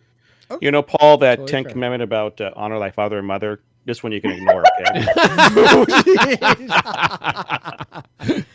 Wow. We'll get to Paul here in a Wow. bit. Yeah, wow, indeed. Deb, you could just tell that to Ken's kids. They'll be fine. Yeah, that's right. That's right. Oh, man. Speaking of Ken, what was your Oh. final reign? You had predicted classic. Where did it end up for you? Classic because it was better than I remembered. I was just Oh, floored wow. away. I saw that. I said I watched the shows on DVD. My friend of mine got it from Costco, so he loaned me out one time. He's the guy who got me on Stargate SG-1. As I watched this, cool. so I loved it. I'm not sure if I probably saw it on DVD because 2005. I mean, my oldest daughter graduated from high school in 2006, so I had my 4 kids still in the house, and I think probably watched it. And I didn't remember Wash's death. I forgot about Shepard Book. I always liked Ron Glass and his character, and then the whole story. Always loved that whole interchange between Mal and Shepard about faith and all, because being a Christian is like really kind of cool. So it was better than I remembered, and so I'm like, classic. Yes, you should watch it, and then if you haven't seen the TV show, watch the show. But ultimately, I would say watch the show first, just because it's all in order. That's all. Yeah. All right. Watch it in Celeste? DVD order, not aired order. Yes, of course. Yes. DVD Celeste? order, yes, correct. What say you? Having predicted classic, where did it end up for you? I'm going to rate it a classic. I think that because for me, I watch, even though it does have its problematic aspects when it comes to if you haven't seen the show, you don't appreciate everything. It was what got me into Firefly. So it made me go, this is fun. There's a series about this. Okay, cool. Let me go watch that. And it's become my favorite, one of my favorite series. Oh, so it's for that reason alone, because it was good enough to make me go, I want more of this. So I'm going to say classic. Awesome. James, It's you when had a classic becomes good enough. Wow. James, you had predicted nostalgic, so tell us why this is a tragic for you. Well, I'll be honest. The smarm just flowing off of Nathan Fillion just kind of covers everything. But that's his appeal. Honestly, that's a classic maker. I can't say that with a straight my face. gosh. So I did start this off I started with a nostalgic, and I'm actually going to upgrade it to a classic. Oh my gosh. Because Whoa. I first thought, well, it really helps if you've seen the show before you see the movie. But then I thought, if you haven't seen the show, then you get to go watch the show. Oh yeah, good point. That's going to be a fantastic experience for you, because then we can talk about it and we can enjoy those scenes together, and then we can commiserate because there's not going to be any more together. Then we can watch Misery loves together. company. Exactly. And even if you've never watched the show before, I think Serenity stands on its own. It's still just a fun sci-fi flick. It's got great writing, great characters, a fun plot. A horrible villain. It's still so much better than a lot of the heavy effects laden sci-fi schlock that come out every single year. So, because you've got, once again, it comes down to the writing, the characters, and how those characters are played by their actors, their chemistry together, and this has it in spades. And I thoroughly enjoyed. I haven't like you, Kenneth. I haven't watched this movie in years, and that's my fault. I should have been a better fan. Yeah, me too. I agree. And oh my gosh, guys! I enjoy it, and of course now I'm going to be, thanks to this, I'm going to be in a Firefly binge for at least the next. Nice. You're welcome. Awesome. For me, it is a confirmed classic. Classic. All right, confirmed. I like that. Paul, confirm for me what your final rating is. Ask me the questions, Bridgekeeper. I'm not afraid.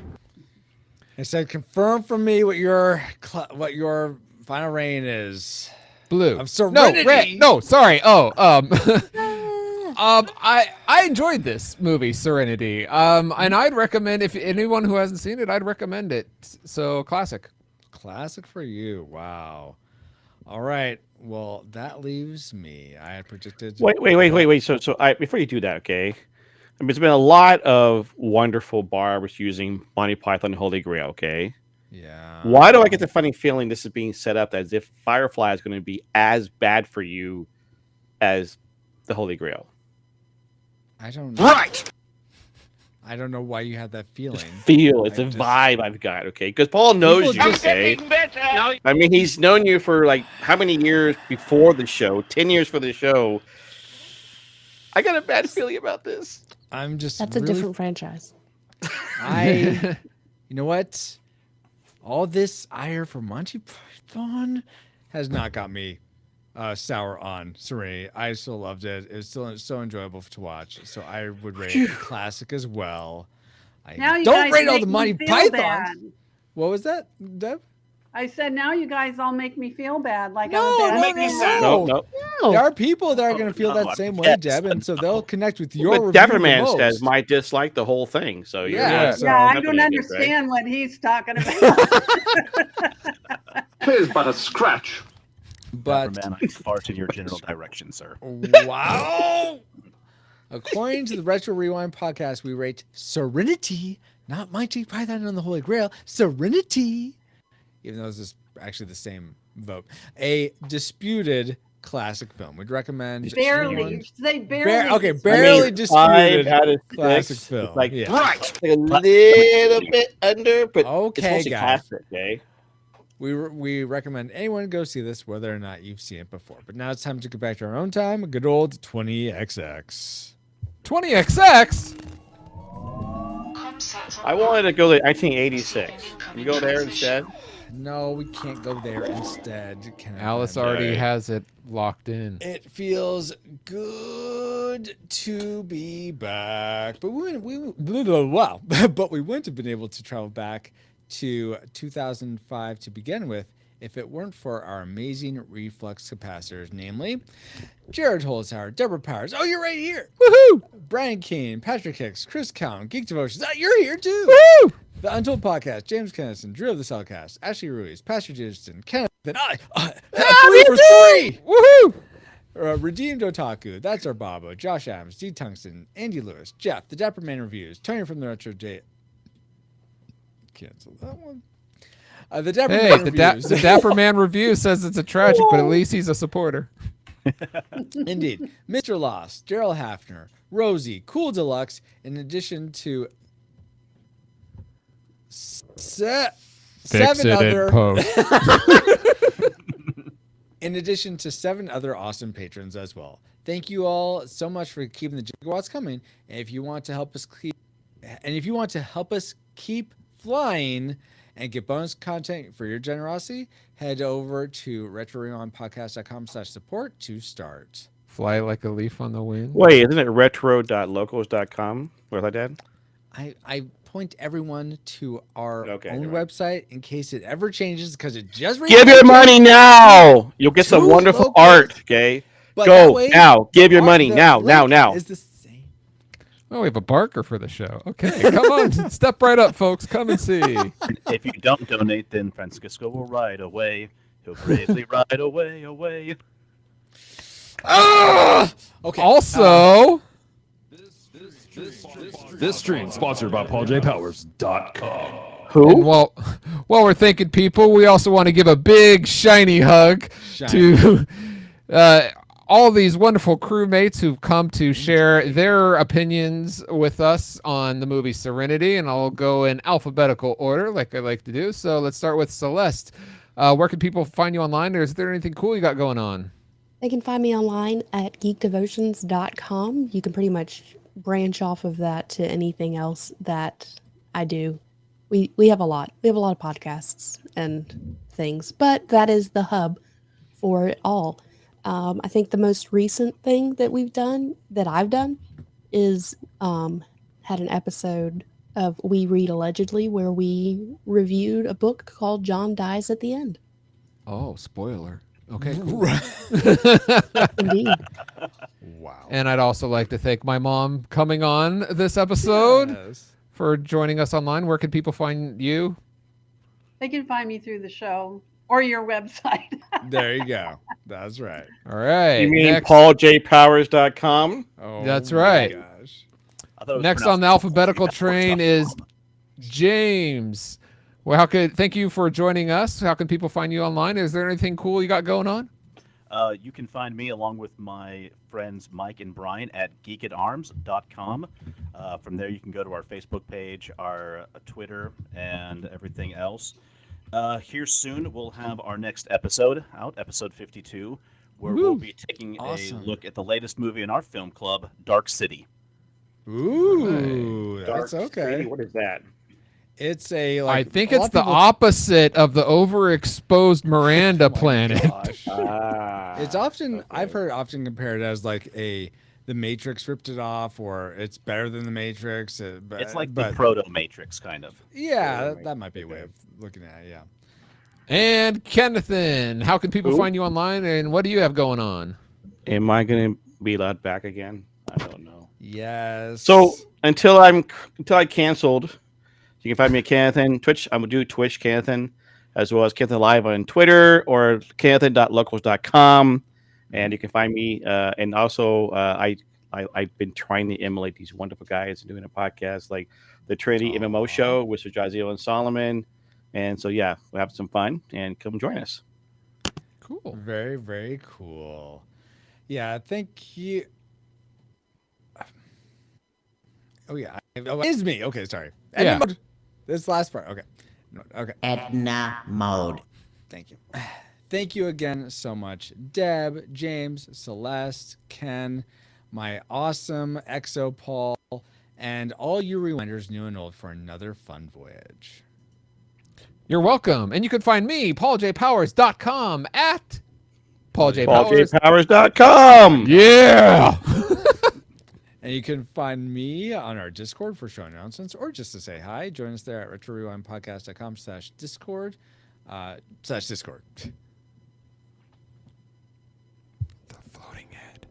This podcast is a proud member of Culture Box, a curated collection of podcasts, videos, and articles that will provide you a balanced meal of content. You will find culture celebrated for its past and future, satirized for its extremes, explored in study, and created anew in story. Point your web browser to culturebox.media. And as the mysterious yet clear voice just said, we are now part of the Culture Box Media Network. Find all the shows unpacking truth through story, comedy, and geekery at culturebox.media. So with that, Captain, we are on final approach to base, which I hope is shiny, but not too shiny and overexposed. Did you say funny podcast? Or we're only allowed on that Culture Box? Why are you guys there? We explore. Are you trying to put us down there, Ken? Oh my gosh. We unpack truth through story, comedy, and geekery. It's not full of comedy like Serenity. I know. Exactly. Anyway, what you doing now? Thank you, EXO, and thank you all for listening. We pray you're more joyful today than when you first hit play. But like a Pokemon, we gotta catch you all for the next episode of the Retro Rewind podcast.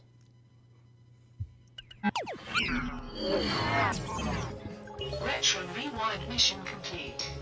Proceed to nav point Omega and return to base.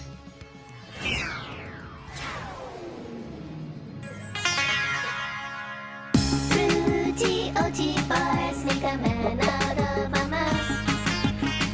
Fruity OT bars make you bust out of your blouse. Eat 'em all the time. Let 'em blow your mind. 我很丢脸，我没有去过丢地方。Fruity OT bars. Fruity OT bars. All right, Kaylee, one last final good Merry night. Christmas. Don't let the space bugs bite. Speaking of good night, you know who I thought was a good night? None shall pass. But I don't think the knights who went around saying, We are the knights who say. no. Yeah, I don't think those were good nights. But no, who I think were good nights. The Knights of the Round Table. We dance when we're we do routines. Second thought, table. Let's not go to Camelot. It's a silly place. This is a silly place. Right. I'm not dead yet.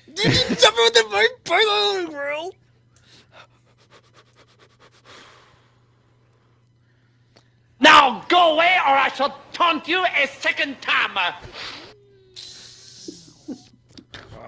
Okay. I think that should get us there. I think that should get us there, yes. Okay. That's the lead into the next episode. Episode, yes. All right. So, guys. I can't believe you've been catching us like a Pokemon for 10 years. Yeah, that's right.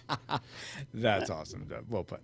Okay, guys, we're going to go into spiritual speculation now, but if you need to stop, get a water, take a pie break, go for it. I actually need to bounce out for this part. Oh, okay. Okay. So it's early morning for us. Yeah, I was about to say, I'm so glad to have you aboard, Celeste. Merry Christmas, Deb.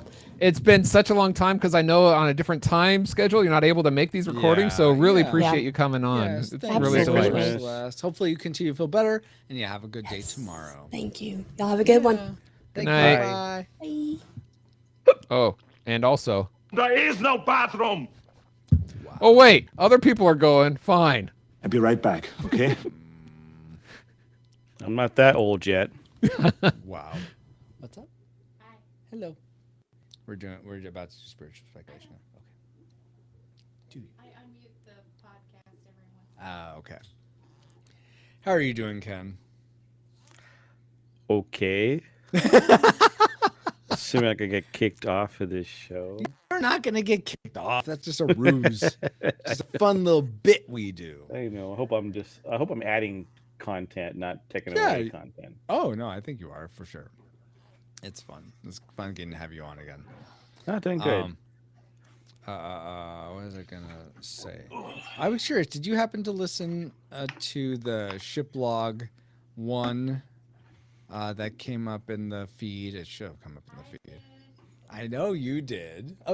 Actually, you did? Yeah. Oh, on okay, Locals? I heard you record it. But... It was on Locals. Is also on the main podcast feed. Okay. It's called Shiplog RRP Shiplog 1. Okay, go. I did not. Sorry. Okay. Oh, no worries. Let's see. Catching up with you guys in chat while we're waiting. Night Celeste says Babo. Oh, Nightmare. That's right. She has a nightmare, but does it pretend something more? Oh my gosh. Baba says they haven't kicked me off yet. No, we haven't, Baba.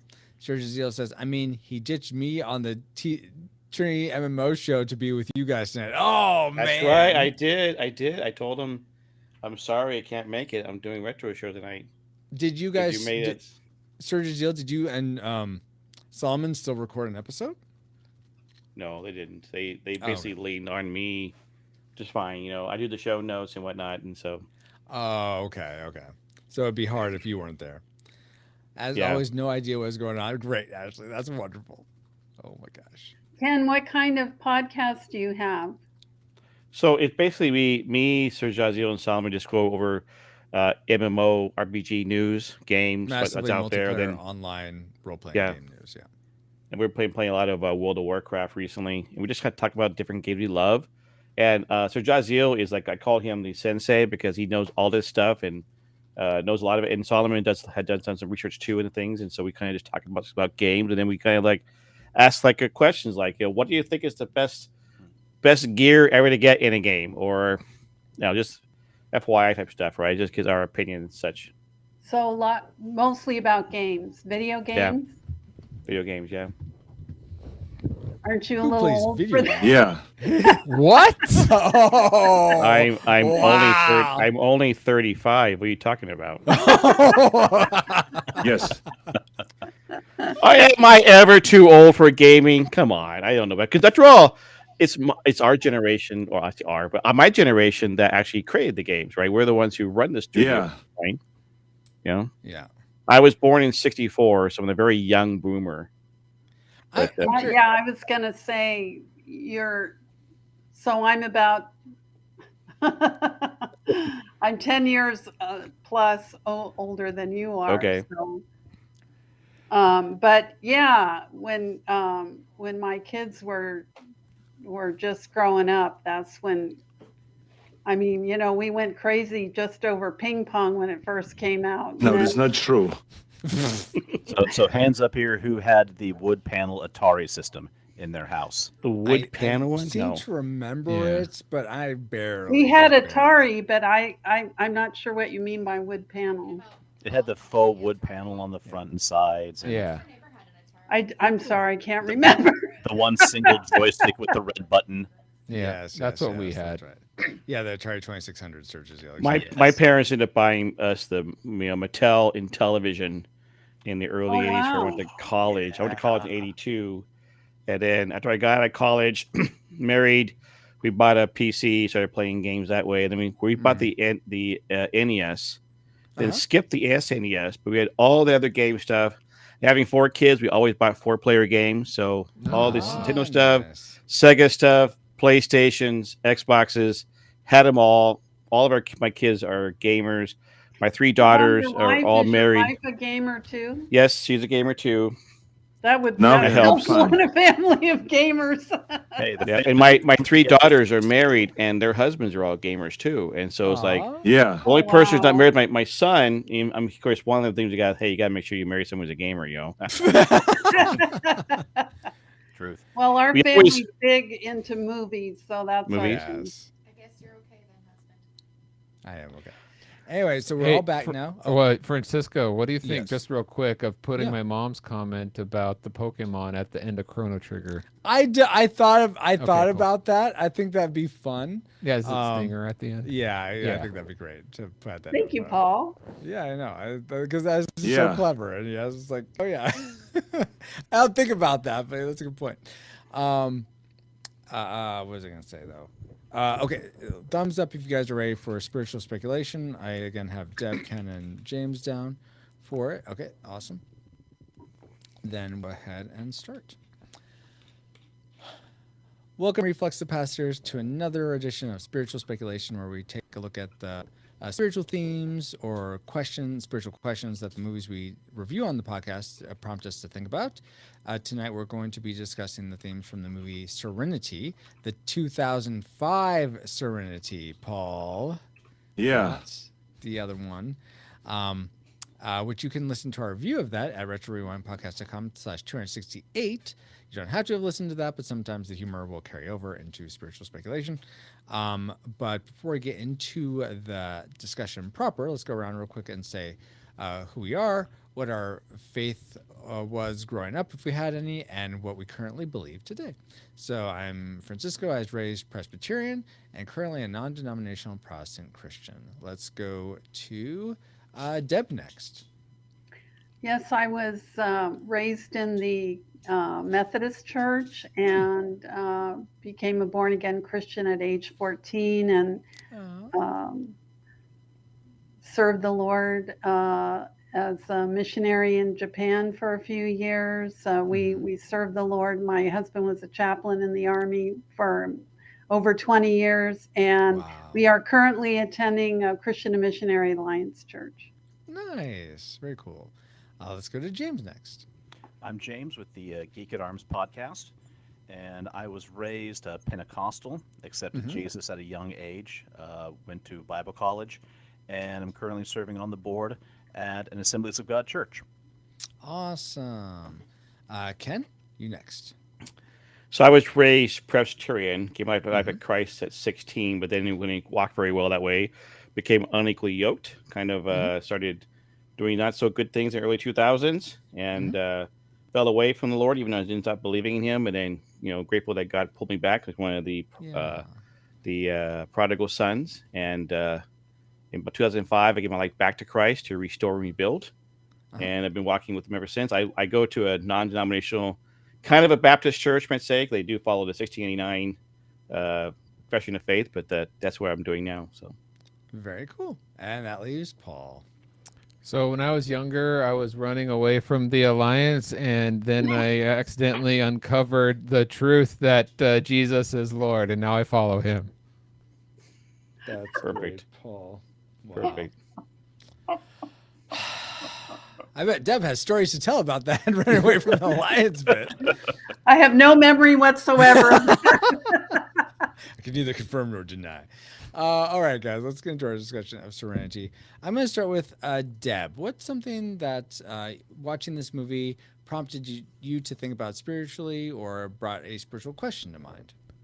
Well, the ending when they found Miranda and they were they discovered how the Pax virus had backfired on them. They wanted to create this utopia, but it just brought home the idea that sin permeates every human being's nature and something is always going to go bad, and that is why we need a savior. So that's what that reminded me of. So why did you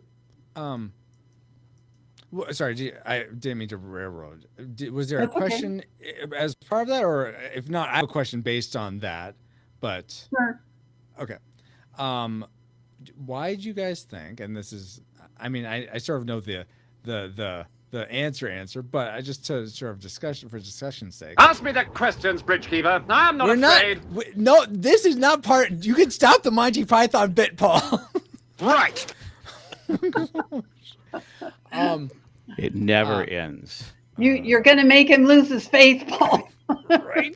Well, I'm trying to work on his sanctification first. It's a stepping process. But my question is, why is it not possible for us to make like a perfect human? Why can't any of us do that? Why is that so impossible for someone to be perfect? Do you mean like a physical human, or do you mean like an AI robot, kind of like humanoid? Oh, I didn't think about that. I was thinking a physical human, Good but question. I mean, do you think we could make a humanoid AI that was perfect? Much better than a physical one. Why do you think that, Paul? Because I feel like if we're flawed people, because how can we sin make is something passed that's not down, flawed? you know, like the reason why Jesus was sinless is because God's the Father, not Joseph. So the sin wasn't passed down, or so some people say. I don't know. That doesn't explicitly say that in the Bible, that from what I can read, but basically all have sinned, all the humans basically. So that's not going to happen. We can't. It's not going to happen. But maybe it's possible. Why can't we just stop sinning though? Because we're born with sin nature. Because I don't wanna. Well, exactly, and that's where the funny thing is, when my first daughter was born, I used to think that kids were like a blank slate you wrote on. And when she was born, okay, I realized that they come with a complex personality already out the gate. Absolutely. And it's like Lord of the Flies is in everybody's nature to go toward chaos. Okay, that's why parents are responsible for training up the kids in the way of the Lord, because they're going to walk a different way. So we got to teach them that. We all know that kids will walk away at times, and we've seen the stories about that, where even PKs, they're like, yeah, I had a great father and mother, and I was did a great job and all that kind of stuff, but I walked away from the Lord. I mean, a good example I think always put that's Franklin Graham, who Billy Graham's, Billy and Ruth Graham. I mean, come on, you think they're probably the best parents ever, right? Yeah, Franklin walked away, but they built a foundation. And so when he came back, he was ready. My we're all going to walk away. My mother explained it so perfectly to me. She said, you never have to teach a child to be bad. You always have to teach a child to be good. Oh, that's wow. But Francisco's question is, why is that? Well, Adam and Eve sinned in the garden, got kicked out. No, and it's been downhill ever since. It's built into us also God's moral code. He says even at the beginning of time, it's all there, and yet we still choose to walk away. And that's where it's all built in. So okay, I'm just gonna take this conversation where it goes, where it sort of naturally comes to mind. So this is just to put your cackles up or whatever. What are my cackles? I don't know. It's hackles. No, cackles. Put your cackles up. By your ankle. Yeah, exactly. Isn't that a witch's laugh? A cackle? Whatever, Paul. I don't know. Are you talking about shackles? Oh my gosh! I meant tackles. I said the wrong word. Stop taking a task about it. I'm not perfect, okay, guys? Oh, you're tackling us. Okay. What are hackles? But this is a predestination free will question. Do you guys believe it was possible for Adam and Eve to have chosen to not eat of the tree of the knowledge of good and evil, or do you think it was just a foregone conclusion? They almost had to do it. No, they had free choice. They had free choice. Okay. They had free agency to do it, but God knew they're going to do it. Yeah. I'm not God talking set the about world God's in motion. We have a God set the world in omniscience motion, at all, knowing it's going to happen. Okay, so He said the whole plan of redemption was started at the beginning. In the beginning was the Word, and the Word was with God. So He just always was meant to happen, because God knew it was going to happen. But as human beings, 100% God, and yet we have free agency to do those things that are not right. That's what Jesus came to do. One of his reasons is to show that a human can live a perfect life.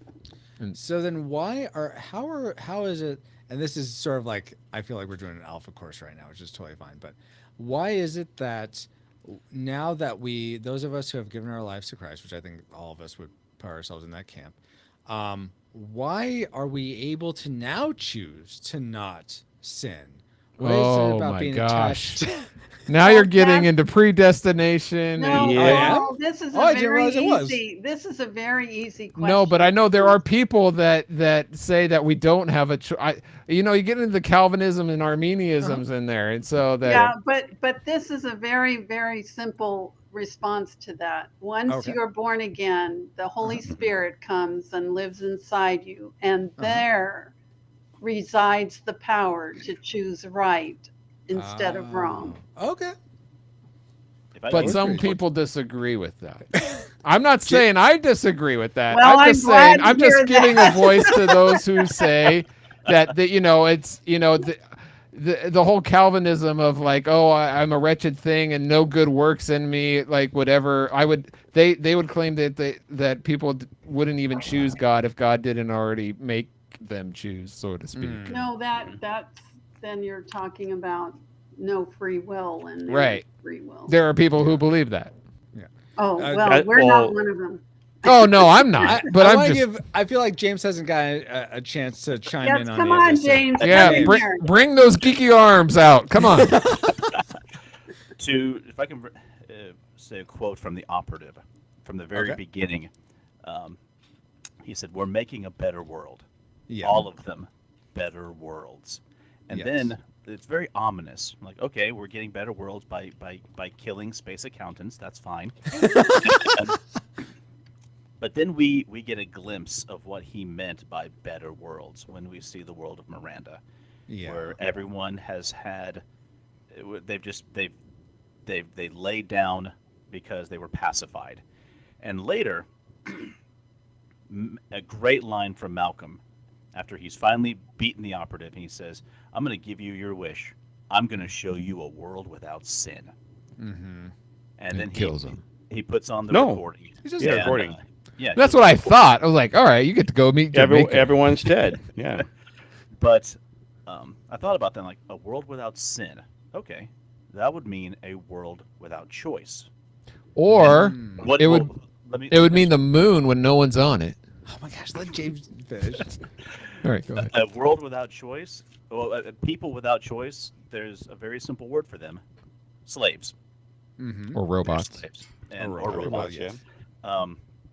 And then I looked at John chapter 8, verse 34. Jesus replied, "Truly, truly, I tell you, everyone who sins is a slave to sin.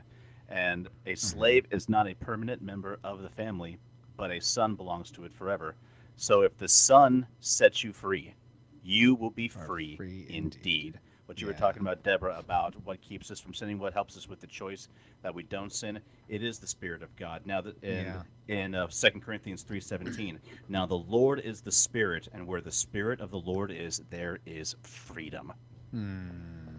That's so good. Yeah, absolutely. amen.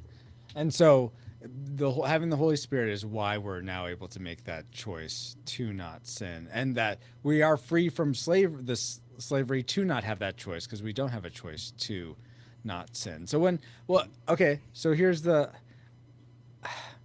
is my last little pickle, and then I'll move on to what you guys. There'll be more pickles. Yes, Sweet more or cackles. dill? I've done enough of these with you. I know there's more. Is it sweet or dill, or is it Bread and butter. bread and butter? Yeah. If, dang it, lost my train of thought. You were just, what did you say? Pickles. No, before that, what did you say, James? That we're able to They're free indeed. free The Lord of the indeed. Spirit, and where the Spirit of the Holy Lord is, Spirit. there is freedom. Yeah, we're not slaves anymore, so we're able to choose. So how is it that people that aren't saved, aren't part of the body of Christ, are the actions they do that aren't sinful, are they still sinful because they're, I mean, how, if they're slaves to sin, how can they do things that aren't sinful? They still have free will. You can choose to, let's say, follow the law and not be a policeman. You know what? Who are following the law, but I don't. That's a bad analogy. Well, I thought that was good. I've met people in church who have been going to church all their lives, profess to know Jesus, but then they walk out the door and then they just live the worst type of lifestyles. That's and right. Attitude and actions and words. And then I've also known people who have never set foot inside of a church, and they're some of the best human beings on the planet. Yep. That along with freedom, we still have, we have chaos inside of us. We have that sinful nature, but we also have, I believe that God also gave us a sense of morality, a sense of right and wrong. Yeah, And that's we can why see it that lies as in our people. heart. Yeah. Yeah, I mean, we see the truth of light and darkness within our hearts, but the problem is that without Jesus, sometimes we have trouble discerning between them all the times, where we see more shades of gray than we would, and also, so without the Lord, I tend to think that sometimes those areas of dark just seem to be a little too appealing at times. Yeah. Okay. I always joke around the fact that, God, when we get to heaven, right, goes, you Calvinists, you Arminians, you're both wrong.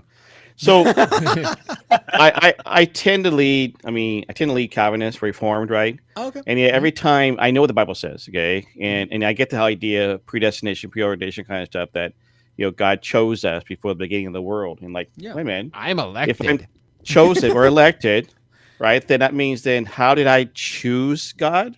Right. I mean, so I it's like one of those things. Like I was at Francisco Church, okay, and his pastor said it very well. That was there, right? It was like, someone says, "Well, how can it be God and man?" He goes, "Yeah, what? It's 100% God, and yet man's still involved in the process, right?" And it's like, what? Because us in I'm an engineer, and so I have a very logical mind, and yet my finite brain is not going to understand an infinite God. Okay, so I don't know how that happens. And one thing that bothers me the most is if God has chosen who is going to be there, we don't know who He chose, so to speak, right? But then, why do I bother to share the gospel if it's already been chosen? We don't know that. That's why I use the word free agency versus free will, free choice, because we have free agency. That even though we are now covered by the blood of Christ, right? We're going to do stupid stuff, okay? Yeah. And so so that's why and my kids who don't know Christ, right? And I'm like, wait a minute, are they already chosen or not? I mean, it's like, wait, what? I mean, why do we go out and do missionary work overseas if our fellow travelers on this planet are not been chosen? Why do we do this? We don't know, For but the ultimately, people who have been chosen, if no one goes and speaks, how will they know? How can they hear? Well, that's the thing. If you've already been chosen, it won't matter. But the thing is, though, we don't. Ultimately, we do not know. That's why I said, you come around when we get to heaven, God's going to say, "Yeah, you Calvinists, you Arminians, you both got it wrong." Okay, because I think as we got to continue to keep preaching the gospel, continuing to share the truth of Christ, right? And obviously, we can plant seeds, we can water them. Only between them and God are the ultimate going to be their choice, or they're going to be like born again. All of us who made decisions for Christ, right, have been born again because God talked with us and we said, we want you, even though we've heard the seed planted. Because I would love to drag my friends and family into the kingdom, okay, but I can't. I mean, C.S. Lewis always said I was the most, I was dragged kicking and screaming in the kingdom, the most reluctant convert. But that's because between him and God. Nobody else did that, but between him and God. Well, because if we do it like you said, then we're not bringing God. We're bringing recruits. It's like when you've been drafted into a military service. Oh yeah, and that's not what God, that's not anything that God desires. He desires relationship. Yeah, with each of us. Exactly. And So, I'm go ahead. able to live peacefully with the fact. This is the way I have it in my mind, that we are elected, we are chosen ahead of time from the beginning of the creation by God for salvation. And we have also free choice. Somehow, both of those coexist equally. And because of our finite minds, we can't comprehend it very well. Yeah. And it's the same as Jesus, fully God and fully man. It's just, it's a concept. We're finite minds trying to understand the infinite. So Exactly. So true. Just this past week, my 10-year-old daughter asked me, "Daddy, when did God begin?" Yeah, I've had that question from my 10-year-old as well. How did God start? What made God? He always has and I told been. my sweetheart, he always has been, he is now, and he forevermore will be. And she's like, "But he had to have a start." I'm like, No, "I know, baby. You think everything has a start, but God has always been." And I watched the circles, the trigonometry appear before her eyes, the math, the graphs, the lines, everything. If God has always been, how did we get to now? Yeah, we're at now. Now. But how did we get here? What happened then? very slowly. And aliens seeded the planet. What are you talking about? Oh my god. Oh my god. I thought it was turtles. Well, I can't say I'm an engineer, right? And so I understand a lot. I know physics, all that kind of stuff, right? Right. And it's like when I start thinking about God, it's like I try to wrap my brain around God. I feel like my mind's going to explode. Like I gotta stop because I'm not going there. Yeah. I can't ever do it. Yeah, and there are aspects of God where it's exactly like that. I'm And curious. to me, Oh, it's go ahead. very comforting Yeah, to know that God has always been, and that I Yes. can't understand him because Yeah. if I can figure him out, then he's He's not a very good he's guy. too or- small. Yes, I look at it as like, you know, That's right. my daughter, there's a lot she doesn't know. My sons, there's a lot they don't know, but they know that if they need to ask someone, if they need comfort for something, they go to dad. There's so much that we don't know. We don't know that we don't know it. Yeah, That's right. Exactly. But it's comforting and wonderful to know that we can go to our Father, and He knows it all. He's got it all. And as you get older, you realize the more you know, the less you know. Yeah, exactly. And the closer you're going to get to meeting him. So this is something that I've been like wondering about, guys. Wait. There's Never three mind. people that have spiritual I know. speculations, and you're the one asking all the questions. Okay, I will continue on. That's okay. Let's You're go doing to. Yeah, Let's it's a go good discussion. to. I'm not saying he can't continue. I'm just pointing out. No, if we have time, I'll come back to this about. Okay. Let's go to Ken next. What sort of came to mind watching Serenity for you, Spurs? Well, I always like Shepherd Book, right? And Yep. and he was talking with Mal. I mean, Mal's always like, yeah, whatever, right? And Shepard's trying to set, Shepard, you can tell Shepard has given up trying to convert Mal, but just to show, just to live his life, right? And he actually very clearly makes a Christian thing. It's about faith, okay? And then Mal's like, whatever, faith, right? No, you're missing the point. He didn't go detail, right? But the idea is have faith in something, something to live for, something to die for, to die on the cross for, okay? I mean, that's the thing about Mal in the episode was like he was like, I'm just going to try to survive. I don't care. I'll leave that guy behind. And Zoe's like, well, wait, we never let people behind on the battlefield, but this is different. Like I'm like, well, how's it different? And of course, and seeing Shepherd Book again, right? It's like a realization. Okay, yeah, you're right. There's more to it. And of course, seeing Shepherd die even drove him further. It's like to having faith. So we who have faith in Jesus Christ, we have faith in something. We believe to be like, well, you're believing in an invisible God or a non-existent God. Like, really? I'm not having faith in nothing. I have faith in something. And for Mal, okay, his faith in some respects, while it wasn't in Christ, right, was faith in a higher priority, and that was like saving the not saving the world, but saving the world and his crew. He had family. That was his family, and and that was his crew to protect. And so that's where I was thinking, like, we have faith in Jesus Christ. He had faith in something else, but still a faith. Yeah, though I've always sort of spurred, cackled what bird? against that, like when Shepard's dying, he says, I don't care what you believe, just believe it. Like he doesn't say believe with all your heart, but believe it. But Right. I mean, I'm sure like serial killers, like I believe I should be killing. That's what I believe in. So you can't. It's like belief is the energy, but if it's the wrong direction, then it doesn't matter. Right. I always saw that Shepherd Book saw in Mal someone who used to have deep beliefs. Think back to the very first episode when we were witnessing the Battle of Serenity Valley. Zoe's like, "Do you think we can pull this off?" He's like, "Do you think we need to? Do you even need to ask?" He kisses the cross, and he's inspiring his men. We have done the impossible, and that makes us mighty. Yeah. And then but then you see in his eyes, all of that is just dashed away when they're being bombed. He loses it all. He becomes very world weary and tired. That's it, man. Game over, man. It's game over. And he even describes himself as like, I'm a mean old man. Yes. And what he does have faith in, he has faith in his ship and his crew, and those are the things that he fights for. Those are the things he strives to hold together throughout the 14 episodes.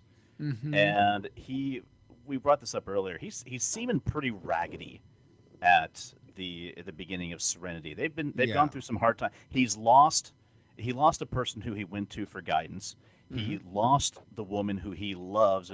He'll never admit it. Yeah. And he's the type of guy who would see those as personal failures on his part.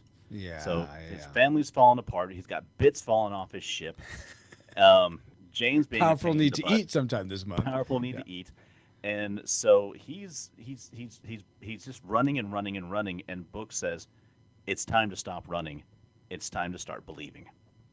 You need to get that belief back. Yeah. So it's not so much. So if I'm understanding you right, it's almost like book is transcending, or not transcending. That's not the right word, but book sees in Mal that deeper faith life of honor and justice, and so that's what he's sort of like calling to the fore. If he wouldn't probably be saying that to like a serial killer or some deranged lunatic, he wouldn't be saying just believe in that craziness you have. Yeah, okay. Is that kind of what you're saying? Just saying, hey man, you know what you need to do. You find the faith that you once had before. Doesn't necessarily mean faith in God. You had faith before. That's what kept you going. Find it again. I think you guys are putting way too much credit for someone who's not even a shepherd. It's purely a. What does he say in the episode? It's purely a something title. There is so much like hinted at history for that character. It's sad. I know, right? My headcanon is that he was an operative, like Shepard was an operative, and then he went through the same thing that essentially this operative in this movie happened. He like has this crisis of faith in the government. Is like, okay, I gotta find a different way, and so he finds faith in God. If everything you're doing is bad, I want you to know this. I actually always love that we never did find out his history. Yeah, that's true. Yeah, like that when Mal tells him in Serenity, he's like, "You're going to tell me all about that someday." There's that pause, and Book goes, "No, I don't." Yeah. And I'm like, oh, you know what? He's allowed to keep his. I like the mystery. It's just it's nice frustrating in a good way, I guess. No, yeah, I agree. Yeah, exactly. We don't need to know every little technical detail, everything about every character. Right. There are some books and comics on the web. So I was about to say, and every time they try to explain the midichlorians, it's this isn't Star Trek. We don't need a technical manual for every single season and episode. But let's see, Deb or Paul, what are your thoughts on this idea of Mal believing or Shepard calling Mal to believe? I think it's crap. Wow. I think believing is. It's interesting though. I not all of it. They say someone who is atheist or even a Satanist is more likely to come to know God rather than someone who's agnostic because they have a sense of belief about something. Interesting. So in that aspect, I think you're right. It's good to have a belief in something because hopefully that belief will get you. It may not be right at first, but as you keep seeking, hopefully you'll find your way. Mm-hmm. But I know there are some people who never get down the road and they're just focused on believing the wrong thing, and that's not helping anything. Yeah, absolutely. That's a good point, Paul. How about you, Deb? What are your thoughts on it? I was going to agree with James that Book wanted him to get back to his faith that he originally had. Mm-hmm. That totally makes sense. Yeah, I could see that, guys. I think that's... I never thought about that component of, well, it's not...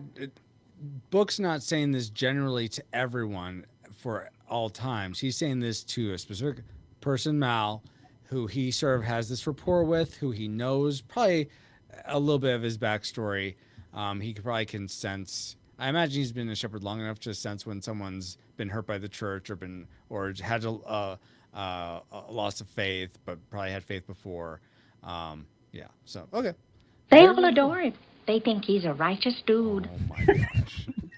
Let's end with your question or prompting, James. What did this bring to mind? What did this movie bring to mind for you? I kind of said that earlier with the operative thing. Oh, okay. Well, in that case, let's go back to my thing. Yeah, go for it.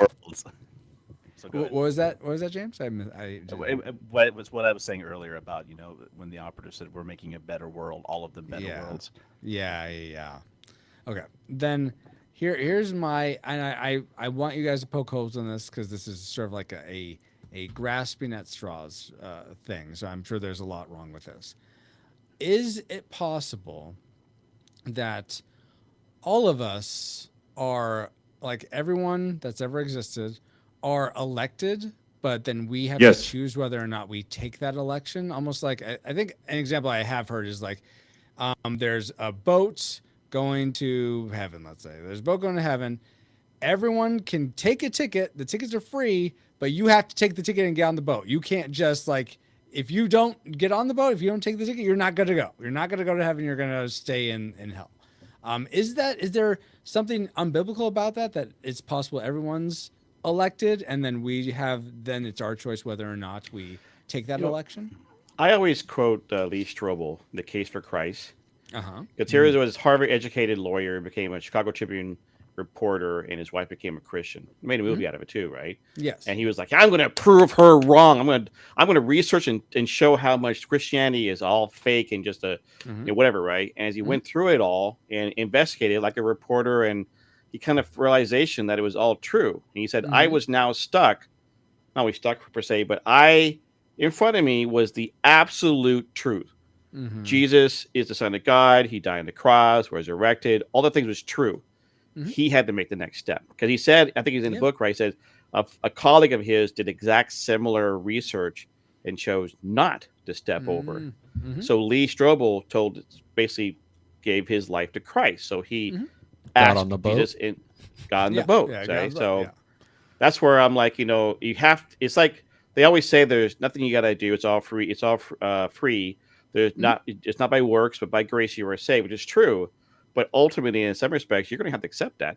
You're going to accept that's the truth. Okay, so that's the ticket taking, I think. Yeah, exactly. Well, so yeah, but Hasn't everybody here been confronted with the gospel or with Christ himself, where you had to make the choice? Yes, I'm going to choose you. Yeah. Absolutely, yes. And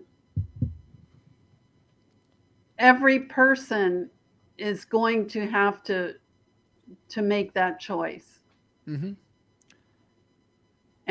what boggles my mind is when people don't choose what is, I mean, it's the best thing you can ever imagine, and all that love and that acceptance and all your sins washed away and totally cleansed and belonging to the family of God and being able to have a relationship with God.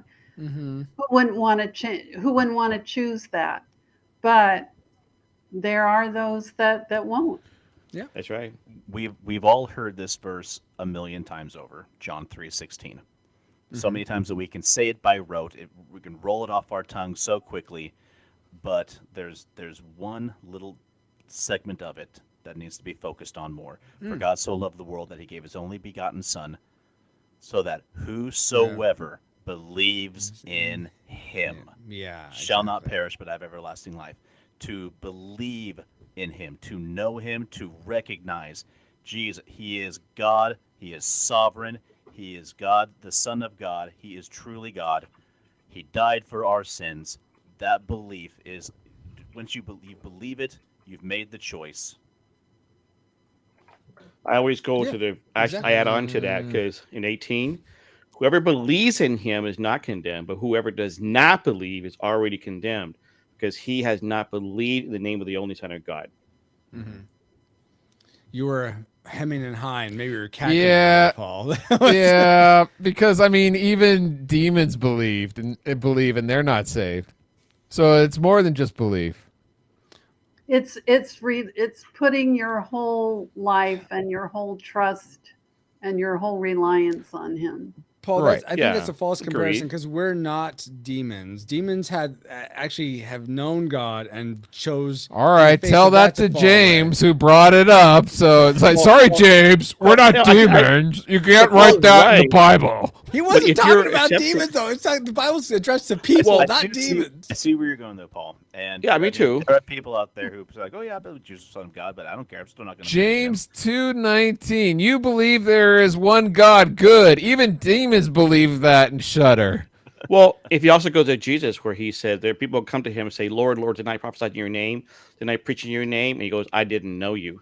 Now they act like they believe, right? Right. Apparently, right, but they haven't actually fully invested it. Or they did believe, but they didn't. They knew him as, what is it? They know him as Savior, but they don't know him as Lord. And if we look So- at it in okay. the context of 316, what it infers by believe, I believe that in this specific instance, believe means believe, knowledge, acceptance that Jesus is Lord and that you are following Him. Yeah, it's the following that comes naturally with that belief, right? Let's go. I'm just curious. I'm going to look up the lexicon for John 3:16 here. I'm not trying to debate the Bible verses that say all who believe on the Lord and call upon His name will be saved and all of that stuff. But I am I think saying that's what you're doing. I think that's exactly. I'm what saying you're there's doing, just some people say that and it's like whosoever believes. All right, it's all like James was saying. It's based on that phrase whosoever. Like that's who makes it. Yes, but it's a little bit more than just It's belief. deeper, It's and, the action I don't that. think our English can use just one word to describe the total reliance of the human personality in trusting themselves into Christ's hands. Well, we're doing the best with what we got. Your best. So, the word that is used is translated as believe from John 3:16. The Son, whoever believes in Him shall not perish. So, believe is the word. The Greek word is pisteuon. I think I had those horribly. with the nuts. Of course, yeah, exactly. Yeah. And it turned into ice cream. It's great. Yeah. No, it means Strong's Concordance says to believe and trust, and it's the origin of that is from pistis, which itself means faith and faithfulness. So it's almost like That's a it's great not name. just belief This is my in son it. Pistis. Oh my God. It means faith and belief. But it's also this element of faith in something. So I think there's belief, which is almost head knowledge, and what you're saying that I believe that He saved me, but faith is what is like He's my Lord. I'm going to trust Him with my life. It's sort Yeah, of but then okay, so then I got a question for you. How is that any? Sorry, what was that? I'm sorry. Go ahead. My question to you then is, how is that any different than the people that was mentioned before about the people that attend church who believe, but then go off and live their life of sin and everything? I mean, honestly, I don't, because I think James and They're James trusting faith the without- Lord to okay, when I die, Is he though? Are Huh? they though? At least from what I know, what they say, yeah. If you look at the Bible verse that says, where Jesus says, I mean, to prophesy in His name and do all those things, that's quite a deep level of faith there. And He says, depart from me, I never knew you. Right. It's all about relationship. Yeah. So if these people can go to church and say they're trusting Jesus, but they go off and live a hedonistic life, they don't really know Jesus. Yeah, and the they're not way really- he needs So to be known. that's a good point because Yeah. when I started sinning back, well, we all sinners, okay, but when I started doing more worse things in like You 2000, mean living in sin? 3 and 4, living in sin, right? I never stopped believing in God, in Jesus, but I walked away from the edge of protection. Yeah. I chose to sin. And so therefore I was walking in sin, okay, choosing not to believe what God asked me to do. Yeah. And when my life started falling apart, right, I gave my life back to Christ. I remember looking back and thinking God had kept me on a leash, thank God, okay, I could have far worse things. And 'cause He knew I was coming back, He didn't want to make it too bad. So, I'm definitely that prodigal son. He came running to me when I was willing to come back, all rags and dirty. And He said, Yeah. welcome back home, son. And so that's why I understand the idea of like the belief that even demons believe, but it's also, I know it's more deep root. That's why you hear people who give their lives to Christ, then like a couple months later, they're gone. The seeds that were spread across the soil or the ground, and it sprouts up and dies because we see that it wasn't deep rooted. We Right. understand that the Lee Strobel case was that his life was changed. Literally, people saw his life was different, how he acted, behaved, everything else. So it's a deep rooted thing, not just like superficial, where it's like, okay, I give my life to Christ, and then Monday I'm back to who I was. Yeah. So there's still there's more. There's that, when we give our life to Christ, we're asking for Him to take us and become more than we are. And if that is a sincere thing, then He will make us more than we are. If it's not sincere, we're going to be falling back to the same old habits again. Yeah. It's all about transformation because and sanctification. Yeah, exactly. you know, we're new creatures in Christ. And if we aren't new, Are if we you don't, even in if our Christ? lives don't show the fruit, then obviously something's wrong. Yeah. Yep. Awesome, guys. I think that is a probably a great place to end it. Unless anyone has any final words they gotta get off their chest, or you want to talk about the millennium, Paul. I mean, what? I love my captain. That's good, Paul. All right. Well, with that, thank you so much, Deb, James, Ken, and Paul. And for me, Francisco, and all of us, we bid you all shalom. That means peace. Oh my gosh. Oh, wow, Paul. He was Thank you waiting for guys that. so much. You're waiting for that. Something that I actually suggested this earlier, and I think it'd be fun to do. If you guys need a balance, I know for you, James, it's late. And Deb, are you in California or somewhere else today? No, I'm in California. Okay. So I know it's only like 9 your time, but I don't know if it's like late for you or whatnot. But I'm going to boot up TKO, and A1, you guys can stay here and play with us. But Ken's like, no way. I hate TKO so much. What is TKO? I don't even know what it is. It's the T-shirt design game. So, well, people say that, but then they think they have to draw. So you can. Well, you kind of do. Well, you can make things as simple as stick figures. What it is, Sure. I'll describe is there's a round where you're drawing T-shirt designs, which could be stick figures, it could be circles, it could be anything. Then another round where you're just coming up with slogans, random things like grapes have seeds. I mean, it could be whatever you want. And then the next round after that, you get from all the designs everyone made and all the slogans everyone made, you get randomly selected ones, and you have to put them together to come up with a T-shirt design. And then everyone votes on the favorite one. So it could be funny ones, or usually those are the ones that do well. And then the people that get the most points, because their T-shirt and slogan designs combos are voted on the most, they can win. Does that make sense? Mm-hmm. Okay. So it's almost like, go ahead, Ken. Oh no, I'm gonna play some World of Warcraft. Okay, get my. Well, that's why you want to play my that. Character. Okay, Power Rangers, let's do it! I need to level up my character to the point where raid starts on Tuesday. So. Oh, well, thank you so much for being here, Can't Ken. believe that. I'm gonna go play Destiny. Oh. or Destiny 2. Yeah, I'm gonna play Destiny 2 now. That's right. Good point. You know. Oh my god. So if you'd like to stick around and play, you guys are welcome. But I Anyone appreciate here in it. Chat as well. Of course, and thank you so much. Appreciate For it. being It here. was gonna stream, great to too. do this with you. Oh, Yeah, it was nice a to meet treat for everybody. you to be here, Deb, and you also, James. Thank and you. Ken. Not Really me. I appreciate know. you. Tonight was. I said Ken. All right, one final time, Ken.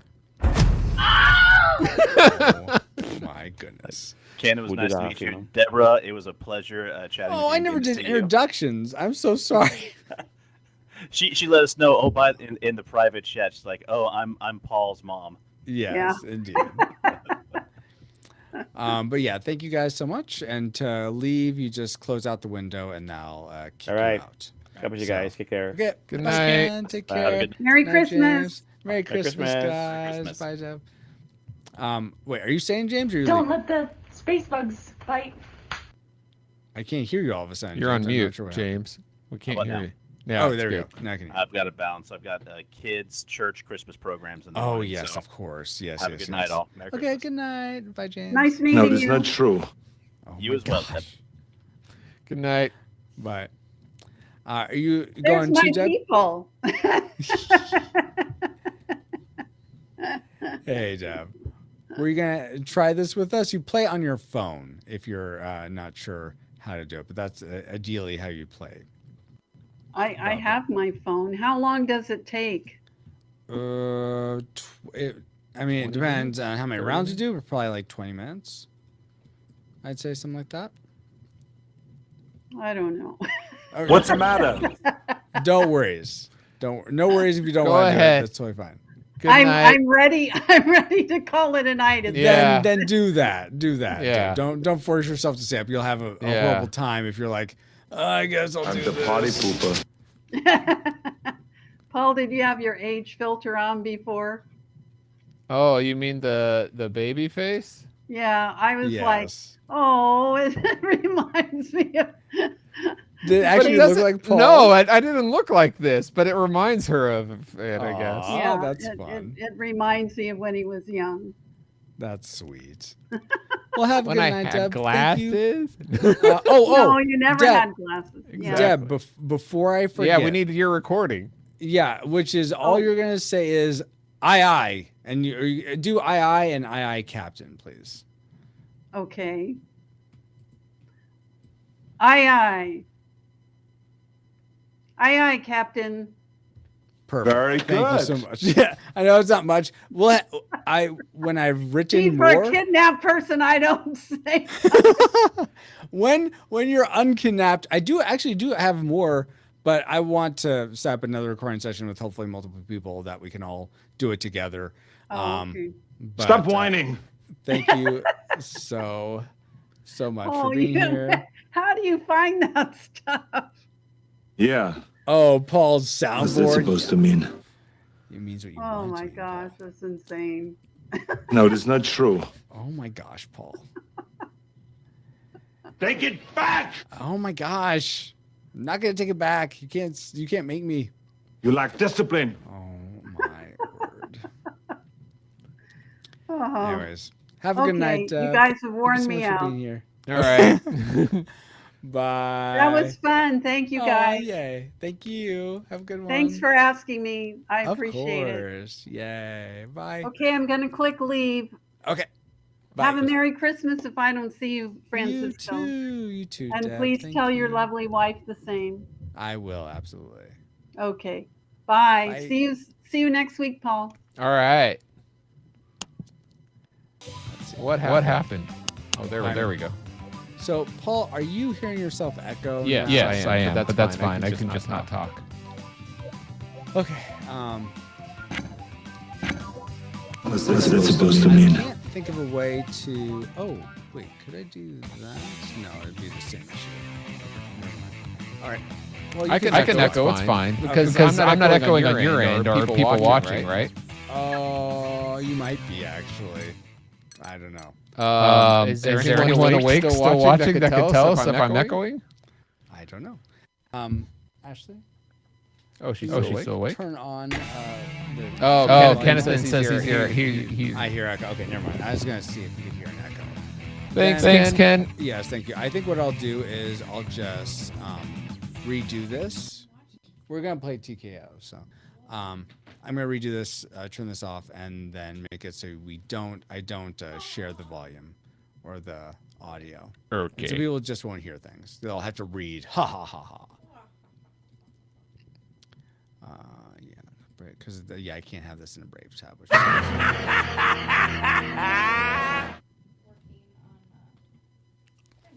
Hello, am I echoing now? I don't hear an echo. I don't think you're echoing anymore.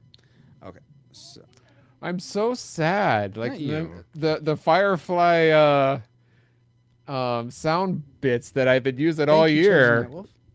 are you don't are use not them going to be able to. anymore. Yeah. Aw, sad day. Take my love, take my land, take me where I cannot stand. It is Boo Hits. I don't care, I'm still But free. thank you, by the way, You Chosen can Night take Wolf. the Did you come sky over from with Sir me. Jazeel, or did you just happen to find the stream? Thank you for hanging out with us tonight. Hopefully you enjoyed the conversation. Yeah! You can do it. I believe in you. That's true. You can do lots of things. All right, hold on. Let me. I can't wait. Put you over here and this screen over here. I'm gonna go on my laptop instead of my phone. That's fine. What's the website again? Jackbox.tv. There we go. Jackbox.tv. So, do you ever play any of the other ones that? I've played the haunted hotel one. Oh, I hate that. Why'd you hate it? It's too creepy. It's too. Is that a really? KNB8 or KN88? KNBN. That's what I meant. KNB. So it's a B, not an 8. Oh, I hate that my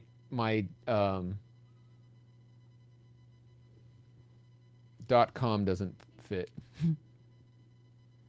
Okay, hold on. I'm getting there. KNBN.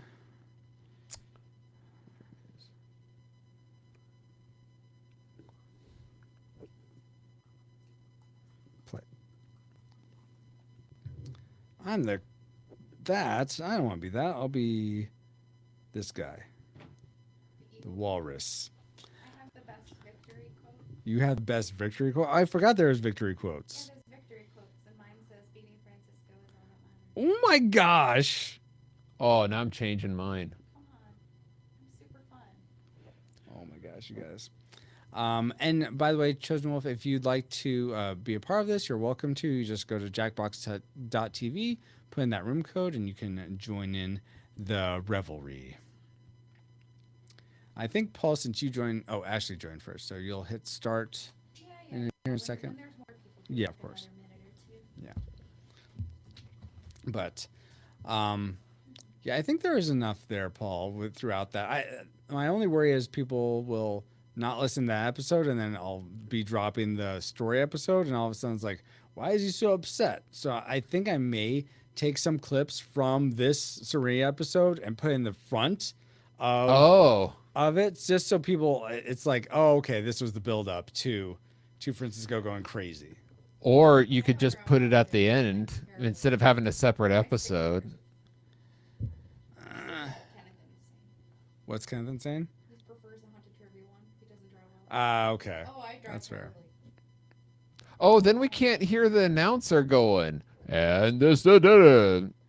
know, We won't be able to hear the guide you announcer. through it. Yeah, because I can't think of a way to do that with Restream, which kind of stinks. Because, well, I can. Share How about I system just audio. I mute myself so I'm not echoing? You could if you. And Yeah. I'll just use the chat. Okay. If you want to do that, that's fine. I think it would be better because I think it's better to hear it. Okay. I don't know. Let's try it. Okay, we'll try. Why are you pelting me with socks? I did it today, and I'll do it again. Oh my goodness. Entire screen. There's so much stuff I wanted to talk with you about.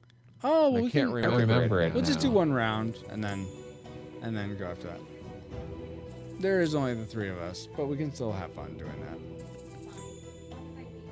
As long as you beat me. Oh my goodness. Let's see how many people are watching. Is there a way for me? 7 people are watching, so I know Ken's watching, but he's doing something else. So if you want to join, again, one more time, jackbox.tv, and you just enter that code, play on your browser and your phone. Exactly, yes. I think Baba was here, but I don't know if Baba wants to play, or he might be like, I'm tired, because it's like late his time, like 11 o'clock. So it is. So let's go ahead. We're just going to go ahead and go with this. So go ahead, Ashley. Hit fight. 3, 2, 1.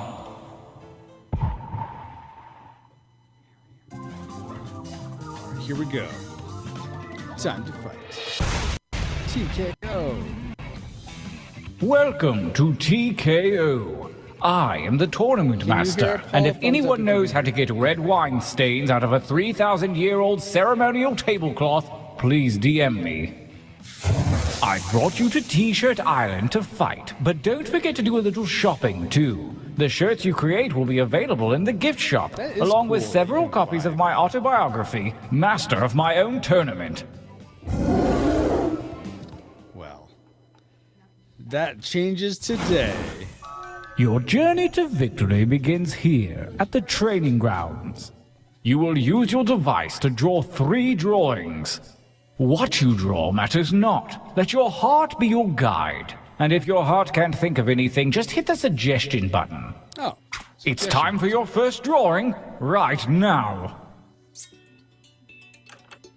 Alright, we're gonna go gray.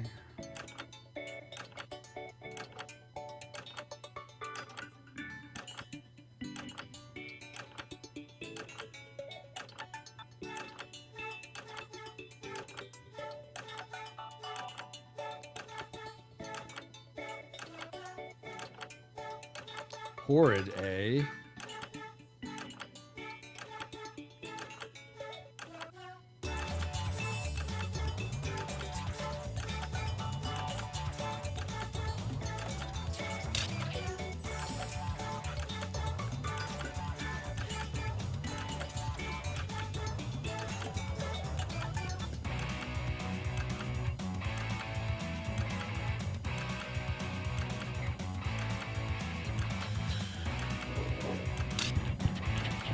Do we draw just one or as many as we want? Just. Okay.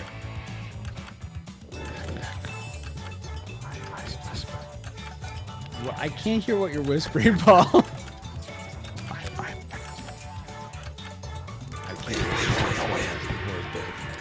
Decent enough, but a bit traditional. This time try changing your shirt color with the little tabs at the bottom. Drawing 2, begin. Oh, I always forget to use the suggestion one.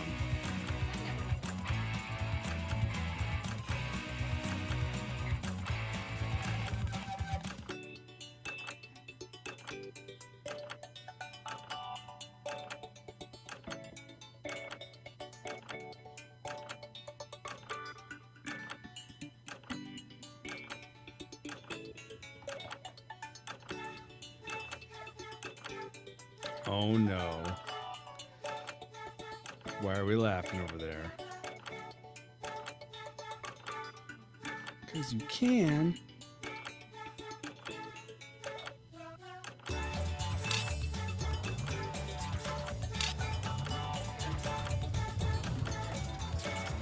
Oh gosh!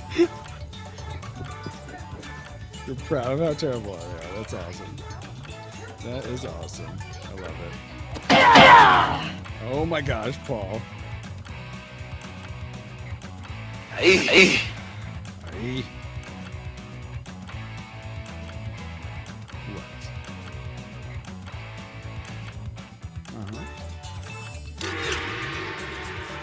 What? Good. Yes, one more drawing. Use that negative space. Oh, that's Begin.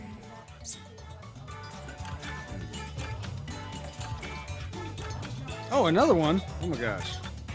I know there's 2.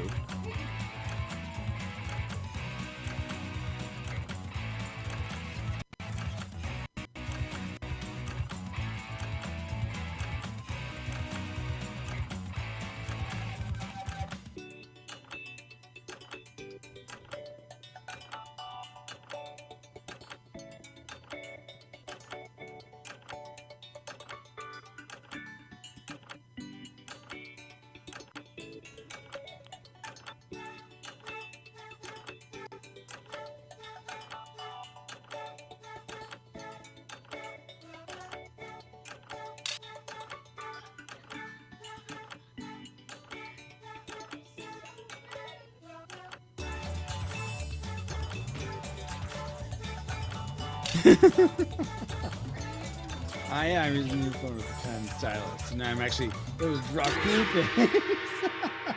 You show promise, most of you.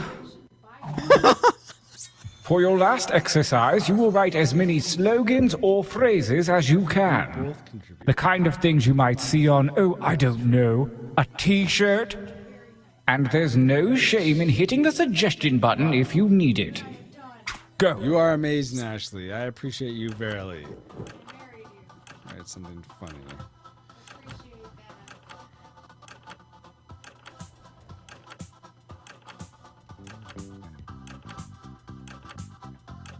I'm looking for like 3 or 4 from each of you. Does that seem doable? Just give it a shot. It's not doable.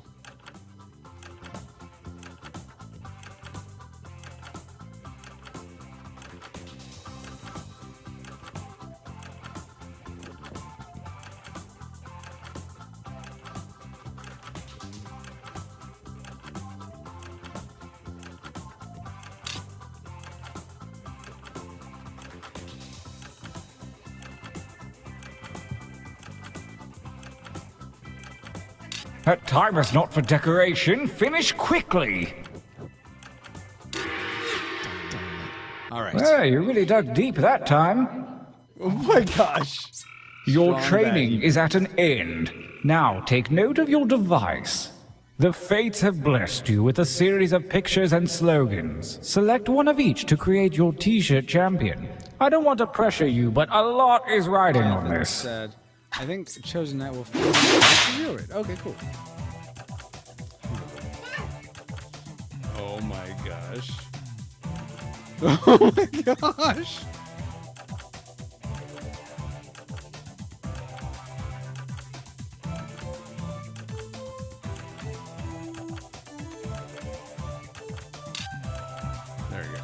That's a winner right there.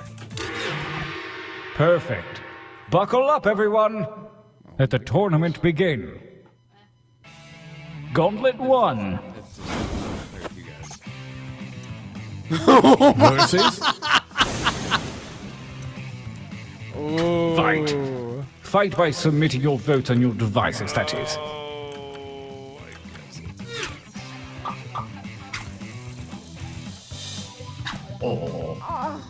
Frog throw the burn there. That's fine. I went with Versus.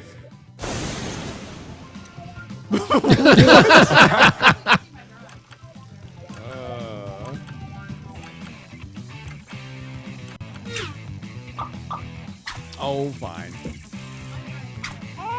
Good job. Good job, Ashley. 20 exits. Winners! This feels like a good time for a training break. Oh, boo. Boo. Did you do the America one? Use your devices to enter one new drawing and as many new slogans as you wish. Mind like water, and go!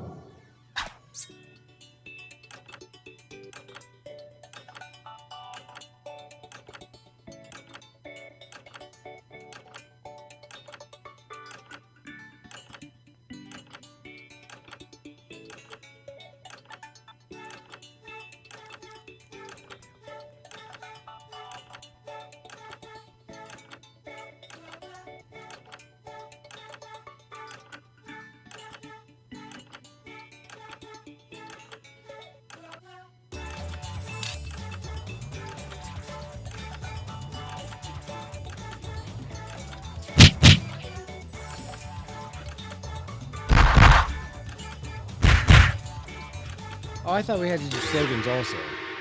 I think we do. Oh, okay. And right. Oh, okay. Yeah. I do. That's very nice. Thank you for helping with that.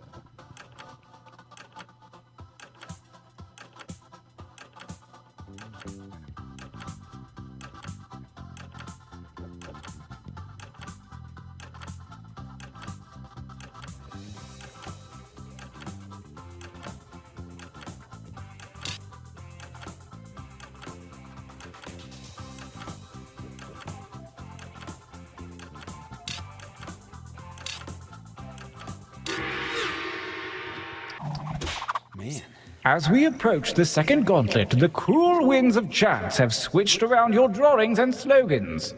Design your new shirt now.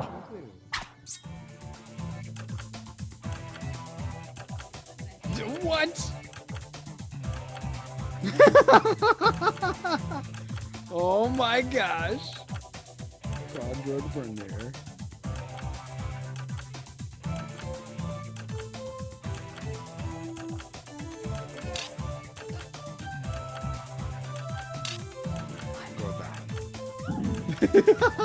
I'm enjoying fun. I hope you chose wisely. Gauntlet 2. I saw the truck. Versus. Fight.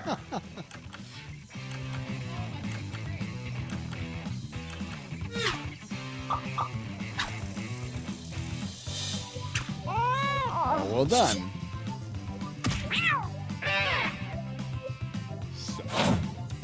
A new challenger appears.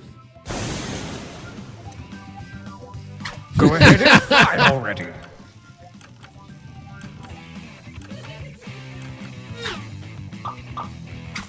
Yeah.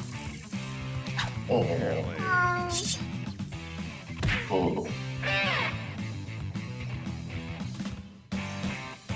I think it's Winners!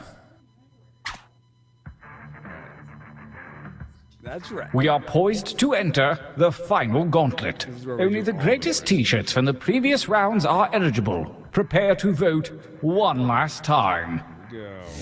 One last. Versus. Battle.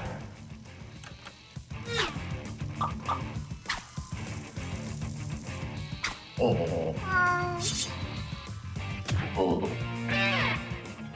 I do the same thing. Versus. Fight.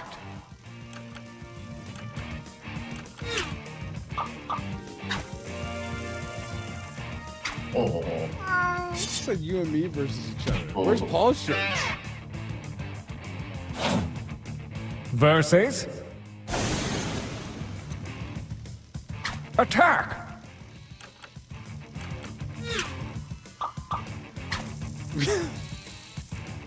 You like that dang adventure a lot, Paul. Oh, those are both mine? You voted for it too. I guess so. We have a champion. I'm glad I could see you all compete in this tournament before I died. But you now, guys if one had of you would just give me the some art and grandchildren. None of my art made it. Oh my gosh. Oh my gosh. Thank you, Paul, for playing. Thank you, Ashley, for playing. That was very fun. Yeah. That's all right. It's finished drawings in 32 seconds. Wow. Most ignored. Oh, jeez. Prolific? Oh, wow. Awesome, guys. Well, yeah, thank you so much.